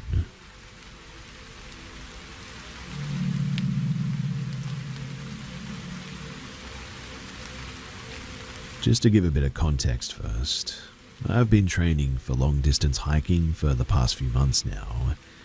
I cannot drive, so I tend to go in the local area, which, to be honest, I'm quite bored of now, but I also suck at reading maps, and I've been doing this solo, so I know that I can look after myself alone. Well, last Monday, I was on my usual trek. I'd become lost a few times and found myself on private land, when I noticed that I had just backtracked a bit. No issues. This happened 3 times on this particular walk, which had added an extra 10 miles now. I was heading back home my usual way, which I had done countless times when I went over on my ankle a bit. I knew that if I went on my usual way that it would be an extra 6 miles, which I really, really want to do, so I looked at my map and saw a private route which cut right through the forest. I'm normally a rule follower for sure, but I knew that I couldn't make it in any other way, so I trespassed. Now, this route would be 3 miles shorter. I started down the path and all was well for the first half mile. There was a stream with a waterfall, which was all quite pleasant, despite the fact that I was dragging my leg. But then I noticed the forest was getting very dense and the trees were bigger than the ones that I'd seen in the other forest that I passed through. This really surprised me, since I joke with my friends about all the trees looking the same, but the trunk on these trees were huge, the biggest that I'd seen, with the bases the size of a small house even. The trees genuinely looked like something out of a fairy tale. Further down the path, I noticed that there were sudden bluebells, more than I had ever seen, surrounding everything. This went on for about a mile, and then I noticed random 3-foot-tall stones that looked purposeful and very old. I'm used to seeing old stone markers, but something about the shapes were odd. Maybe markers, or perhaps graves? I'm unsure, to be honest. I had seen animals all the way through my hike, but for some reason not here. Instead, it was eerily silent. I stopped to take a picture of the bluebells, and then what looked like a leg suddenly came out of the grass near the base of a tree. I jumped out of my skin. I'm miles from anyone on land that I shouldn't even be on without any signal on my phone. I thought it might have been a bloating body which made the leg suddenly pop up. I got myself together though and took a few deep breaths and went to check. I walked over and it was just a solid log. But I swear that I saw it come out of the grass near the tree, but it was a log. Well, I keep on walking but quicken my pace. Ankle is killing me at this stage. Then I heard a door slam. I can assure you though that there were no buildings here. Maybe it was just a tree? I'm trying to be rational, but What happened next really messed me up when I heard someone speak. But it was like right next to my ear. I could feel the warmth of the breath even. "Leave here," is what it said. I instantly turned around thinking that somebody was there, but there was no one. There was nothing there.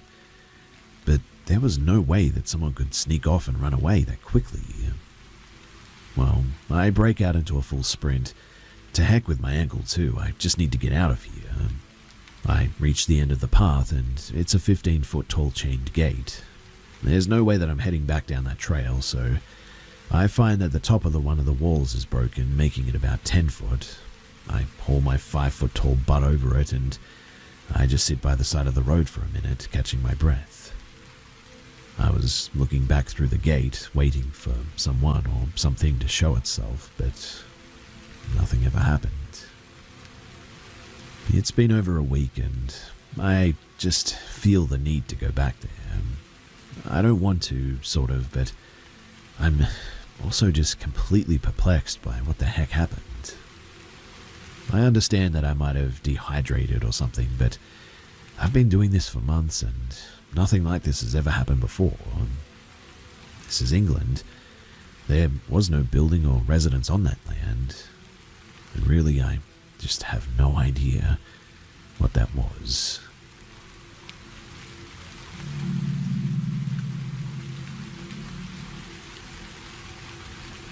This is a bit of a short one, but I would genuinely love your opinions. So, basically, me and my whole family were just camping at Penderosa Reservoir in California, if that name sounds familiar to anyone.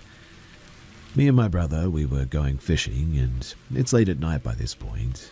We're walking down a trail 5 minutes away from our campsite, down to a burned-down cabin, which has trash everywhere, and everything about it is just creepy as heck. Someone could definitely stalk you from all the overgrowth there, so I don't know why we went fishing down there, but we tried to find a good spot, and as we go down, I start getting this feeling that something is just watching us, which I've never really felt before, until now, and it made me really creeped out. So much so that I had my brother walk me back. He ended up going back to the same spot to go fishing, unfazed by the whole thing. And while he's sitting on a rock, something starts moving down in the bush behind him. He was telling it to get away and it stopped for a second. Then he turned around and it was starting to move closer to him from what he could hear. So he moves to the other side of the fishing spot. And that is when he really started tripping because it moved with him through all the brush and the ivy growing there. Obviously, he really starts getting creeped out, but still continues to fish. Honestly, I don't even know how, but he's just crazy like that. He ended up catching another fish at some stage, and just as he's taking the hook out of the mouth, he hears it run again, and the fish flies out of his hand. My brother runs back to the other side. Also, too, in order to get to the fishing spot, you have to climb down a steep hill, and whatever this thing was right up the hill. As he looks up, he saw its face and neck, and he tells us that whatever it was, it had no eyes or mouth or nose, just ears, a neck, a sort of face, a sort of spot where a face should have been, and it was squatting in the bush. He screamed at it to leave him alone, and that's when he called us, so we go out to get him, and he ran it away as he was talking to us. We get down there to him, and he seemed like he was keeping it together and didn't want to scare us. He told our mum what it was, and they didn't want to speak about it while it was dark. So he told us this morning, and I just cannot get over whatever this thing was.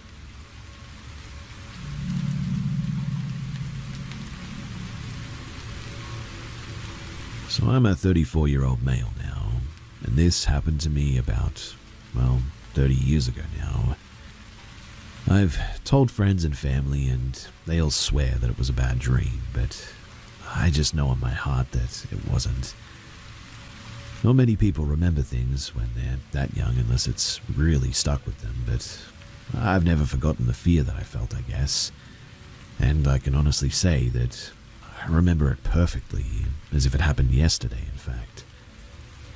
So, I was a very happy kid growing up, youngest of 4 boys, huge age gap between me and my 3 older brothers.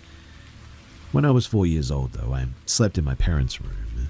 I had a small kid bed in there with them. I don't remember ever having many experiences up until then, but even if I did, who knows if I would remember. But this I could not forget. I do, however, remember always feeling very scared when it came time for bed, I guess. I'm not sure what caused my stress, but I remember feeling really anxious. Well, one night my mother put me down for bed. Her and my dad also got into their bed. I remember I hated when my mum would leave. I always felt very scared, as if someone was around and could take me at any moment. I would always ask her to rub my back until I would doze off, and even then I would hold her hand so that she wouldn't leave. Even though my parents were only 5 feet away at their bed, I always felt uneasy. I never watched any scary movies or had any real reason to feel scared, mind you. I just sort of was. This night went like any other as well. Mum puts me to bed, I fall asleep, and at some point, or so I think, I remember I was laying on my stomach when I feel someone rub my chest and caress my face. I genuinely thought that it was still my mum who was there, but it felt foreign too. It felt like it shouldn't be happening. I was instantly terrified, but I was also too scared to fully open my eyes. In a moment of bravery, I slowly peeked with one eye.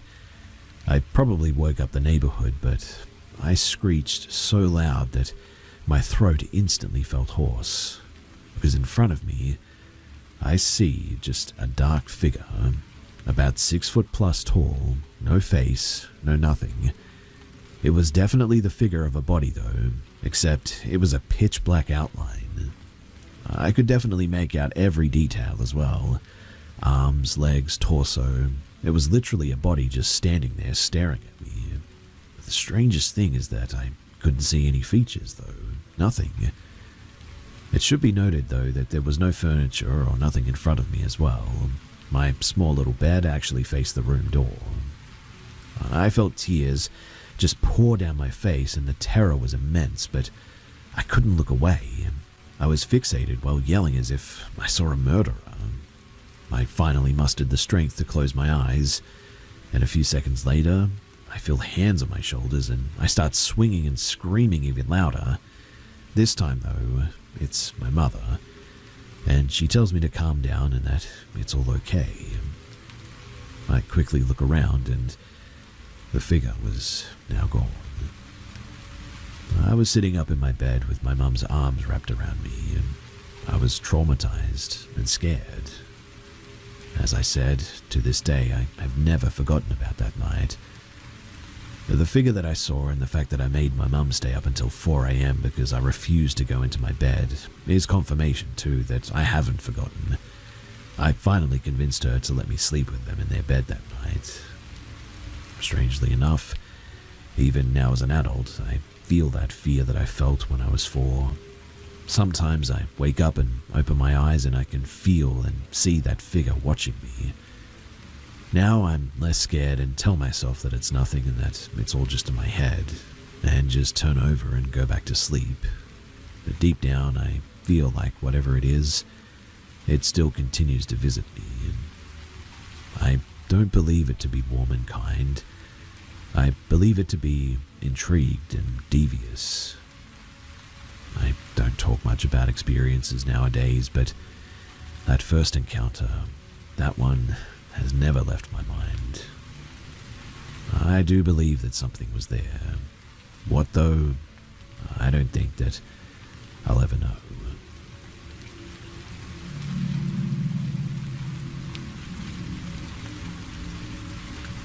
I'm really not sure how to start this off, so I guess I'll begin with the very first encounter, if you will, that I can remember having. I've always been pretty skeptical of ghosts and all things paranormal. I have a hard time believing things that I've never seen or experienced firsthand. But some pretty tough things happened in my personal life, and they all led me to move in with my ex and his family, which consisted of his parents and his little brother. I moved into their house, and the first year or two, nothing weird or out of the ordinary happened. I do feel it's important to mention that I'd fall asleep listening to YouTube as often. Yes, I'm a bit weird, sue me, but anyway, one night my ex was gone on a 24-hour shift, so it was just me and his parents and his siblings. It was around midnight, and I was playing a game on my PC.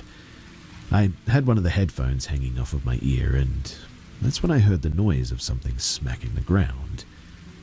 I turned around and was fully convinced that it was just one of my cats knocking something off of my bed. That's when I immediately noticed that all three cats were laying at the head of the bed, two of them cutely enough snuggled into each other. And then I see what fell. A small box of pads that I'd bought for myself a few hours prior. Now, I know that I had those set at the foot of the bed, but not so close that they'd slip and fall off the bed themselves. And even so, they landed about 3 feet out from my bed, so it wouldn't even make sense in the grand scheme of things, really. Because if they truly just slipped off the bed on their own, they wouldn't just land 3 feet away from my bed. It's a square box falling on even and flat ground, not a ball that has potential to roll or anything. I remember being really weirded out by that, but just sort of thought, weird, but whatever, and went back to my game. My next incident happened a few weeks later. Again, my ex was at work on another 24. It was around midnight, and I decided to give in to the grumbling of my stomach. I went downstairs, made me a little snack, and snuck back upstairs. At the top of the stairs was a sort of baby gate thing to prevent their dogs from sneaking downstairs at night and getting into things that they shouldn't. I was in the middle of snaking my leg sort of over the gate when I very vividly heard someone whisper my name. It was so odd. It sounded like it was right there in my ear as well, at the corner of the hallway. It was so loud, and it was a clear whisper. I mean, there was just absolutely no mistaking it to be something else.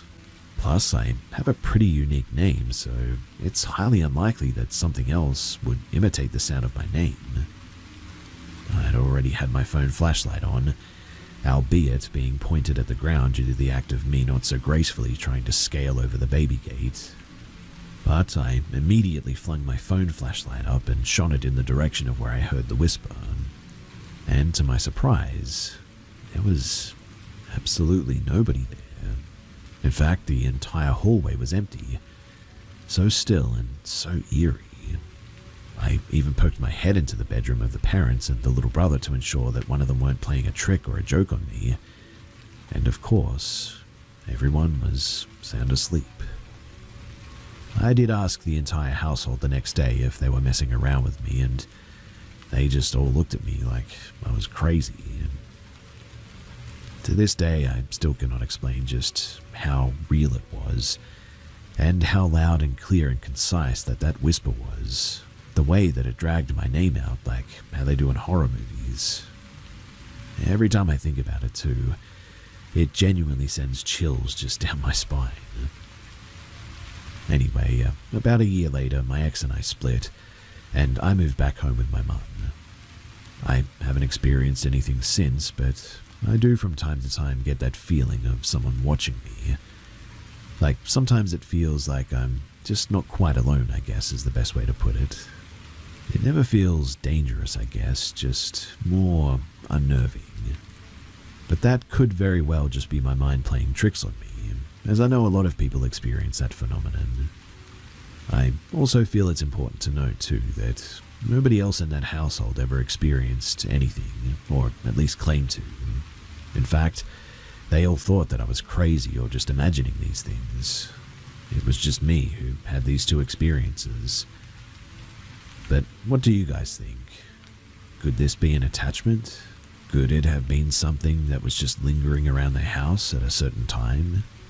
I really don't know much about the paranormal world, and I spent most of my life not believing, up until these two incidents, that is.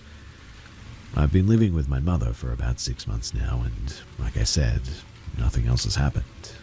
Just that creepy feeling that refuses to leave.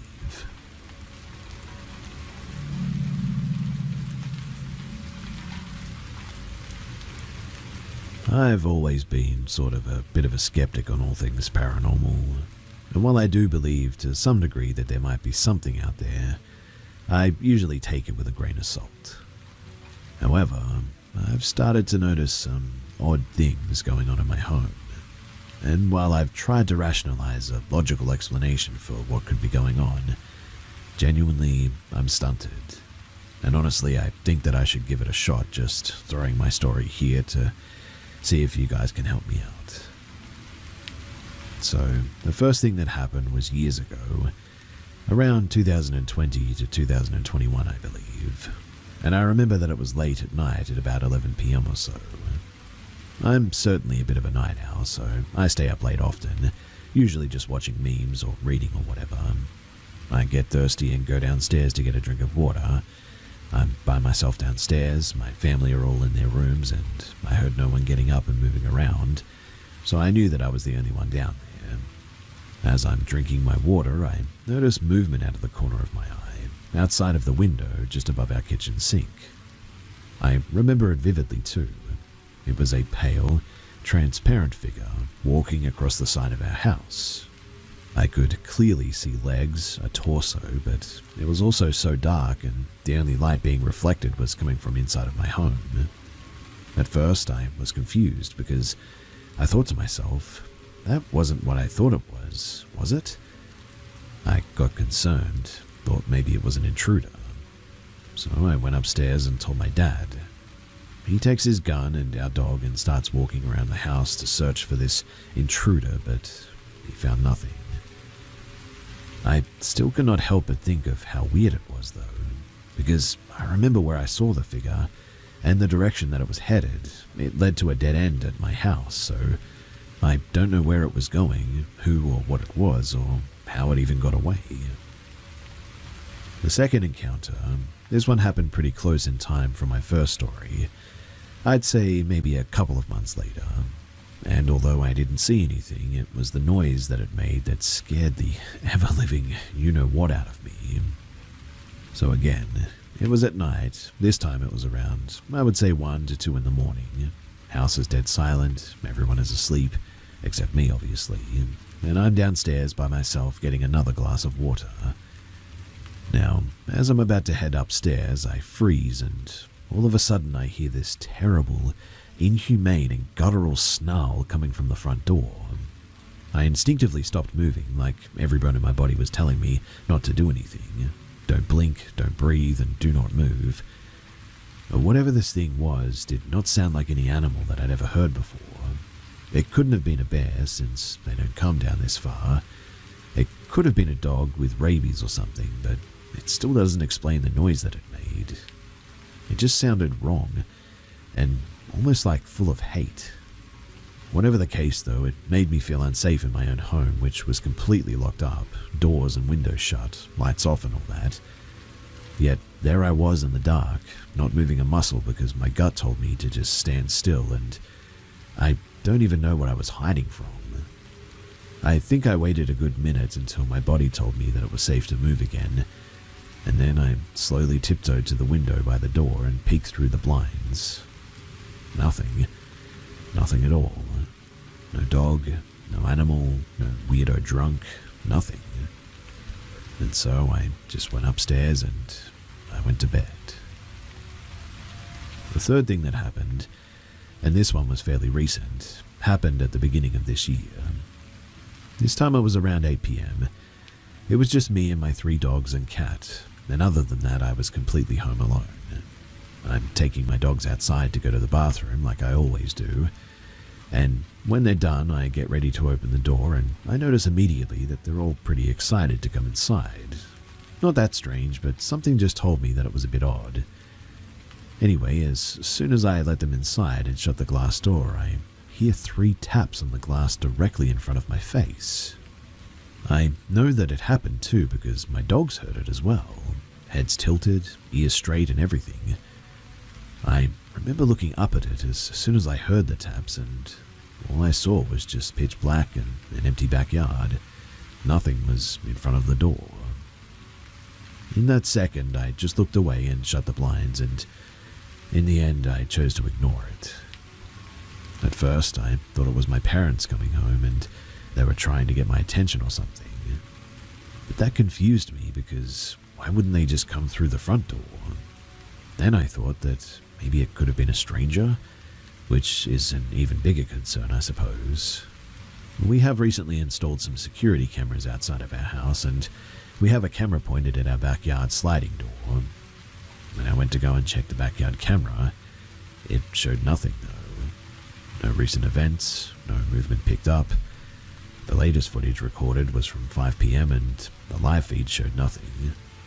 There was nothing outside, and yet I know that I heard 3 distinct taps on that glass in front of my face, almost as if it was, well, whoever it was, wanted me to know.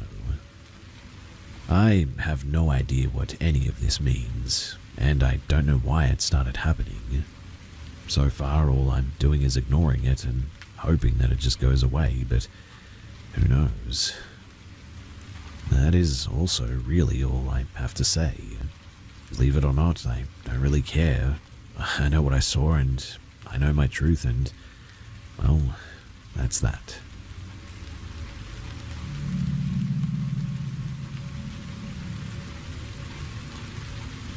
Just for some context, I live in Germany and I'm 23 now, but I was 20 at the time.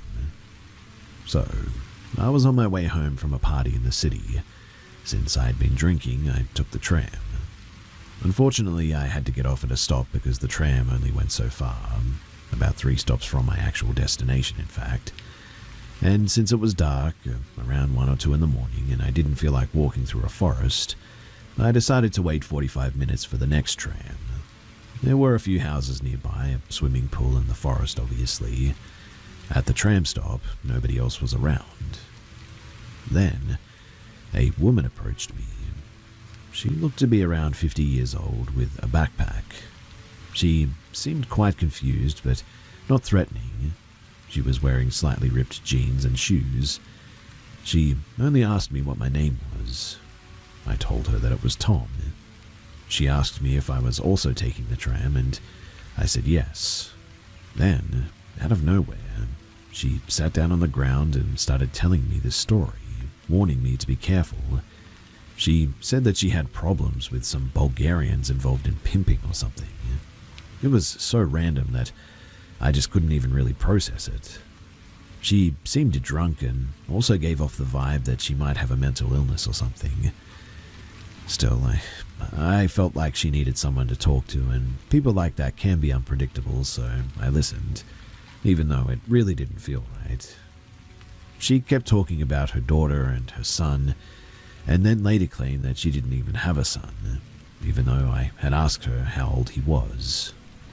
She kept circling back to the Bulgarians, though, like it was some kind of an obsession or a tic or something. She mentioned her daughter was a prostitute, and that she didn't want that for her, and she repeated that a lot. She asked if I had a girlfriend, but before I could answer, she immediately switched back to talking about her daughter again. This went on for about 25 to 30 minutes, until she asked me if I had a cigarette. I said no, and she said maybe she still had some. She started shaking out her backpack tissues and chains came out, and then suddenly a knife fell out of the bag. It was kind of like a small dagger, I guess, and I was a bit shocked and froze a bit. She kept looking for the cigarettes while I was thinking, oh no, this is getting way too creepy. The fact that she seemed mentally unstable didn't help at all either. She didn't find any cigarettes, sat back down on the ground and just said, well, I guess we're not smoking then. The knife was laying on the ground the whole time, mind you, and I tried my best to ignore it. My instinct was to run, but I didn't think that would be a good idea. I didn't know what might happen if I tried, so I stayed calm and kept the conversation going, asking her random questions. She never really answered directly, just sort of kept rambling. And eventually she gathered her stuff and picked up the knife. She asked if I thought it was cool or something, and I said, yeah, it's cool, or something like that. Honestly, I had no idea what else to say. Then she said a sentence that I will never forget. She said, I only used it for the Bulgarian. No one touches my daughter. She said it in a very serious tone, then laughed and said it was a joke. I forced a fake laugh, but by then I was way too creeped out. Thank God that the tram arrived shortly after that too. My goal was to sit at the very front near the driver, just in case anything happened, but out of nowhere, she decided not to get on the tram. No idea why. She stood up, said goodbye to me, and just told me to stay the way that I am. When the tram doors opened and I quickly got in, she waved at me and then disappeared behind a hedge. When I got home, I thought about it for a few minutes too. She definitely had some type of mental illness, but at the same time she was kind to me. Well, kind of, I guess. Like she had two personalities almost. Sometimes serious, sometimes nice. I still don't know what the deal was with the Bulgarian, but maybe he didn't even exist. Maybe she lost her daughter and maybe that story was just a way of coping or something. Or maybe her daughter really was trapped in prostitution and she was planning something. I never did see that woman again, and honestly, that's probably for the best.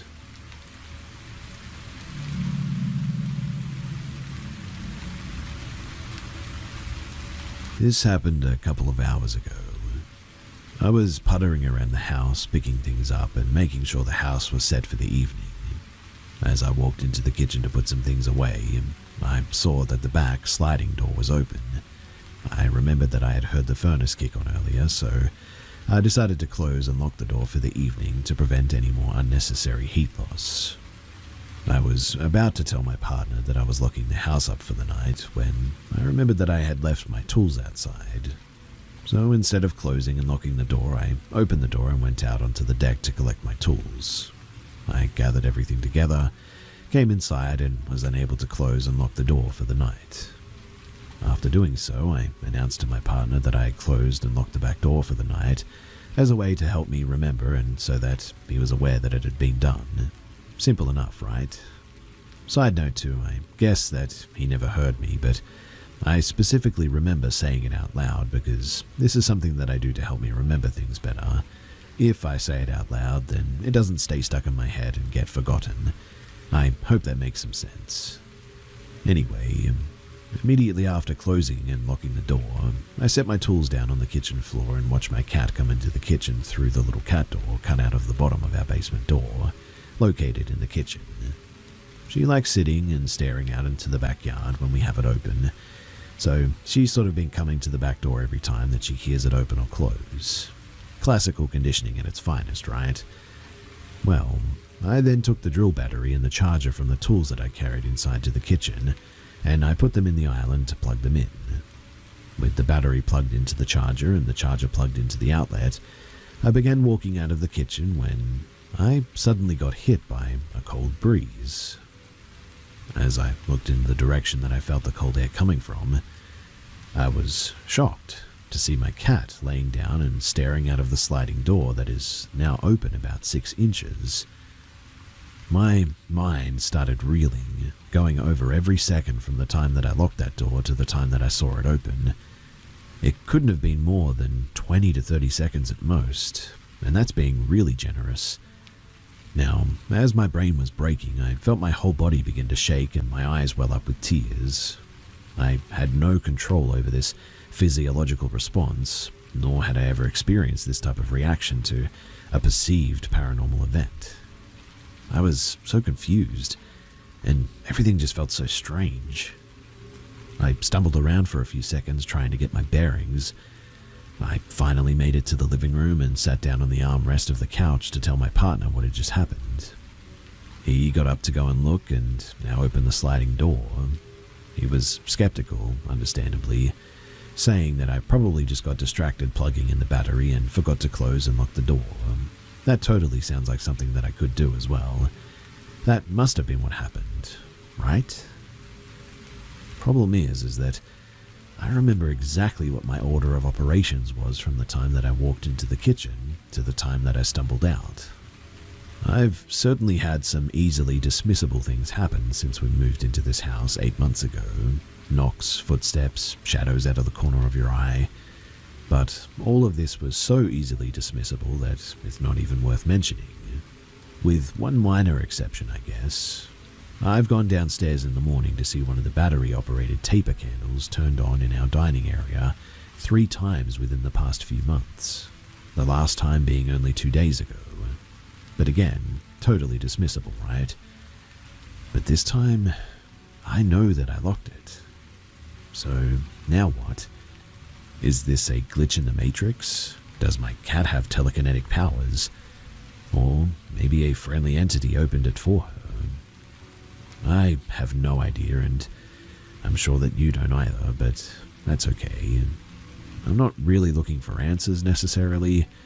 I just needed to get it out, and I figured that I could entertain a few people with a very real, very true story of a strange event that I just cannot seem to wrap my head around.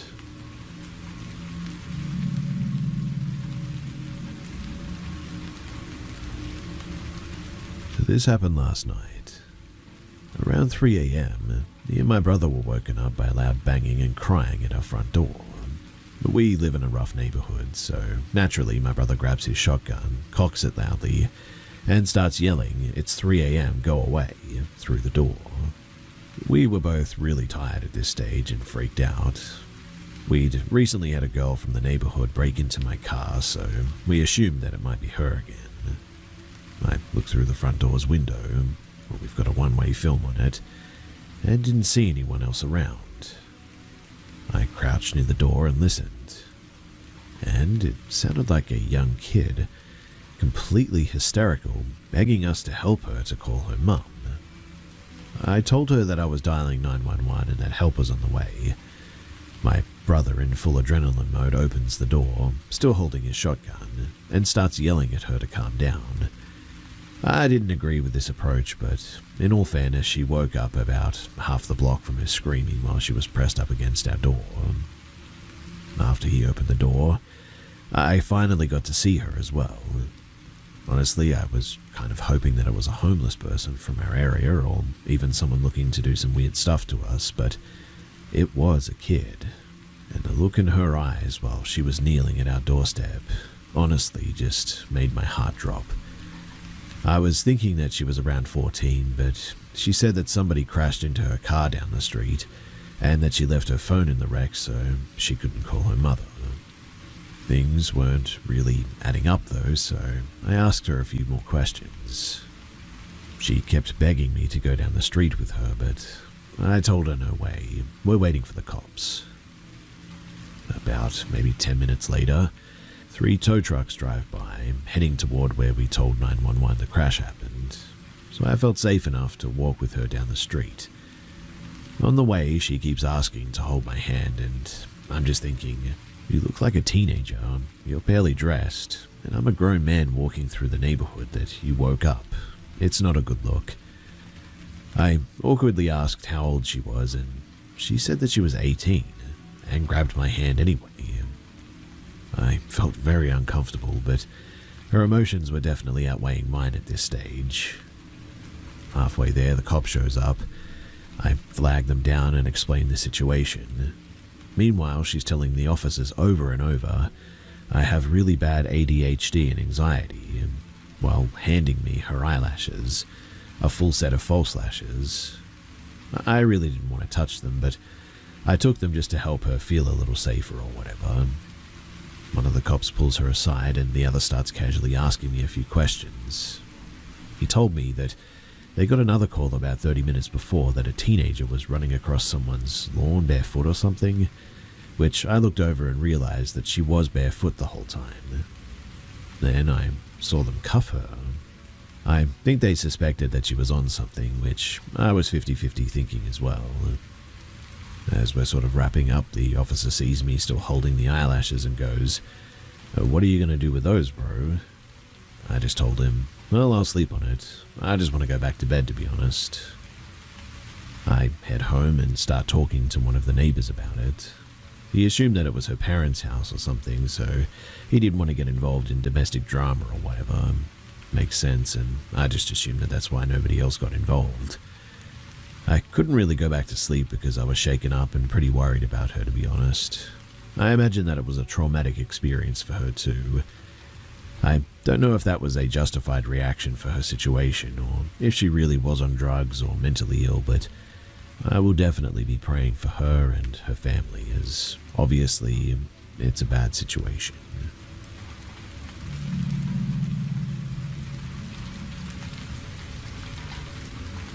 So, to set the scene, I'm a female and I'm 22, and literally weeks away from graduating from college and getting my bachelor's in theatre arts.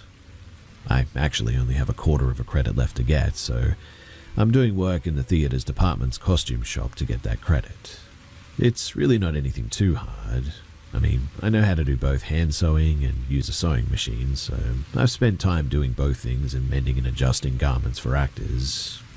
The show, it's a musical, and there are some pretty intricate costumes though, so I was excited to help out to get that final bit of credit and graduate. The costume shop, it opened for weekend hours at around noon, but I stayed up late on Friday night, so I woke up at around 1. I got dressed and went to the costume shop as quick as I could, since I wanted to get all the hours possible. Nothing was out of the ordinary, but as I was approaching the theatre building, something caught my eye. There was this guy standing off to the side of the front entrance. Now, the front entrance is pretty open. It's this set of pillars, and then there are 3 sets of glass doors that are led up to by a set of steps. Kind of Grecian, I guess you could say. The building is an old one though, with an addition attached. That one containing the actual theatre, while the older building contains mainly classrooms. But this entrance is closest to the way that I usually use to get backstage, and into the costume shop as well. Anyway, the guy was kind of leaning against the stone side of the staircase, and what caught my attention is that I go to school on a very small campus, so usually when I see someone, I immediately recognize their face, even if I don't know their name. But I didn't recognize this guy at all. Physically, he wasn't overly weird looking, maybe a little bit disheveled, but his hair was kind of greasy and he had on a t-shirt and some tattered jeans, I guess. He looked college-aged, same as me, but what was even weirder was that he was wearing this heavy winter parka, even though it was nearing 65 degrees, as well as snow boots. In any case, we made eye contact, and nothing immediately sheeved me out. I'm a bit of an awkward person, so I just kind of gave a polite nod and a smile, and that was that. Honestly, though, I do think that that was my first mistake. He didn't smile back, too. In fact, his eyes followed me as I walked up the stairs and into the building. Super weird, but, okay, whatever.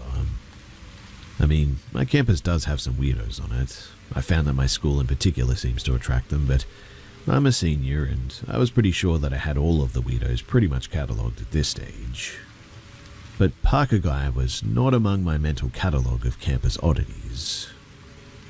I got down to the campus shop, and I must have looked troubled, I guess, because the person who was already down there, someone that I know on a somewhat personal level, greeted me and then asked if something was wrong. I told them about the guy, which somewhat amused them, and we speculated on who he could be for a while before they went up to check. Apparently, though, by this stage, he was gone, as I was told when they got back.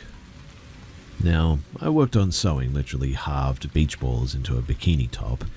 The show is a funky one, and listened to a podcast.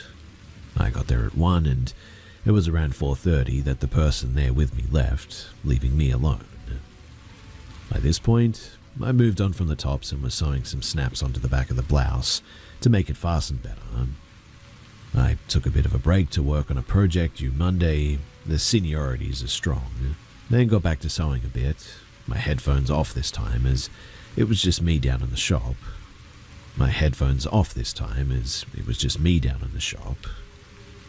Now, for this next part, I'm going to have to give you a bit of an idea of the layout of the shop. So, it's in the basement of the building and is a bit hard to get to if you don't know your way around here. The room is relatively large though. It's sort of shaped like an irregular rectangle, I guess, but is separated by the table set up in the middle of the room, the ones with the sewing machines on them.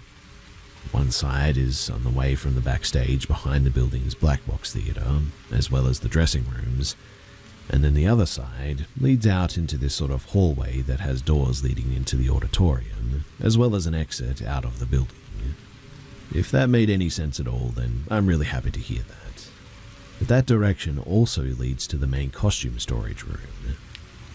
Now, near where the sewing machine tables are is this door that leads outside and into what the costume director refers to as the weird little courtyard. When I was a freshman, I took a class with her and she warned us not to go out there since the door is locked from the outside, and if we do go out there, we won't be able to get back into the building.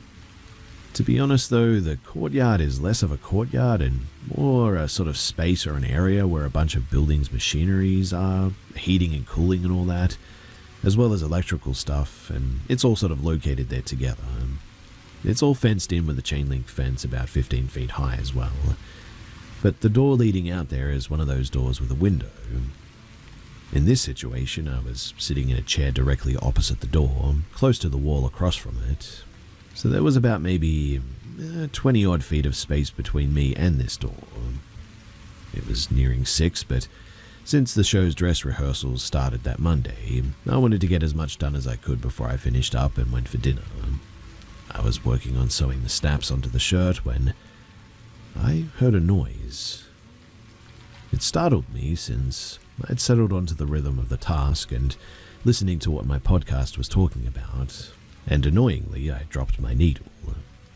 It was still connected to the thread, so it wasn't lost altogether, and so I bent down to pick it up from where it had fallen to the floor near my feet. And it was when I lifted my head from that bent position that I saw the source of the noise.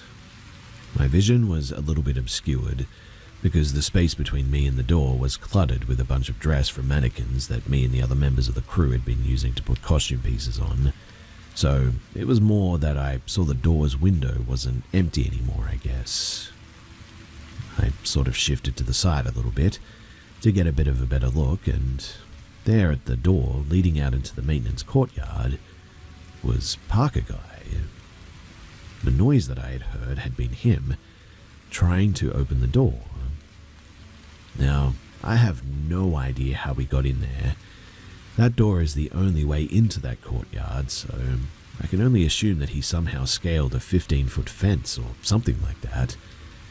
But whatever the case, I froze like a deer in the headlights, and for a moment, it was just still as he stared at me and I stared at him. His face was expressionless, and it was as he continued to stare at me that I began to realize that this entire situation was wrong. I sort of settled back into my chair, really not sure what to do, and it was in this handful of seconds that Parker Guy started trying the door again. It was, as I said before, locked, so he wasn't able to open it, thank God. It's puzzling to me now as well that he didn't just come in through the front entrance, as none of the doors leading down to the costume studio were locked, but I don't know, maybe he tried that already, because, like I said, the studio is a little bit tricky to locate if you don't know your way around the building. The only conclusion that I could come up with is that he tried what I mentioned above, couldn't find me, and then while wandering around the building, saw me through the door through the chain link fence, and proceeded to scale it. And it was at that point, upon that realization, that I then began to get a bit scared. The door leading into the studio was to my left, and on instinct, I got up to close it since it locks from the inside and you need a key to reopen it. It was as I was moving to close the door that the guy began to pound on the courtyard door. I don't know why my first instinct was to hide instead of opening the door that I'd just closed and booking it, but I went into the small fabric storage room directly behind me, shut the door, and called campus safety. Again, I'm not really sure why I called them and not the police. Campo called them later, but that's what I did. I don't know. People make decisions like this when they're scared, I guess, but by the time the campus safety came to investigate, which was pretty fast since I was clearly terrified on the phone, the guy was gone. Honestly, too, I don't know how he scaled the fence again in the time that it took them to arrive, but whatever the case, he was now gone. Campus safety escorted me back to my dorm and even went over to the dining hall to pick me up some dinner since I was very shaken, which I appreciated a lot. A while later, an officer came to take my statement since Campo called them, but as you can imagine, there wasn't much that they could do apart from keep an eye out for this guy. I still have no idea who he was or why he was even on campus, but it couldn't have been for any good reason. In fact, the way that he was behaving, it seemed predatory.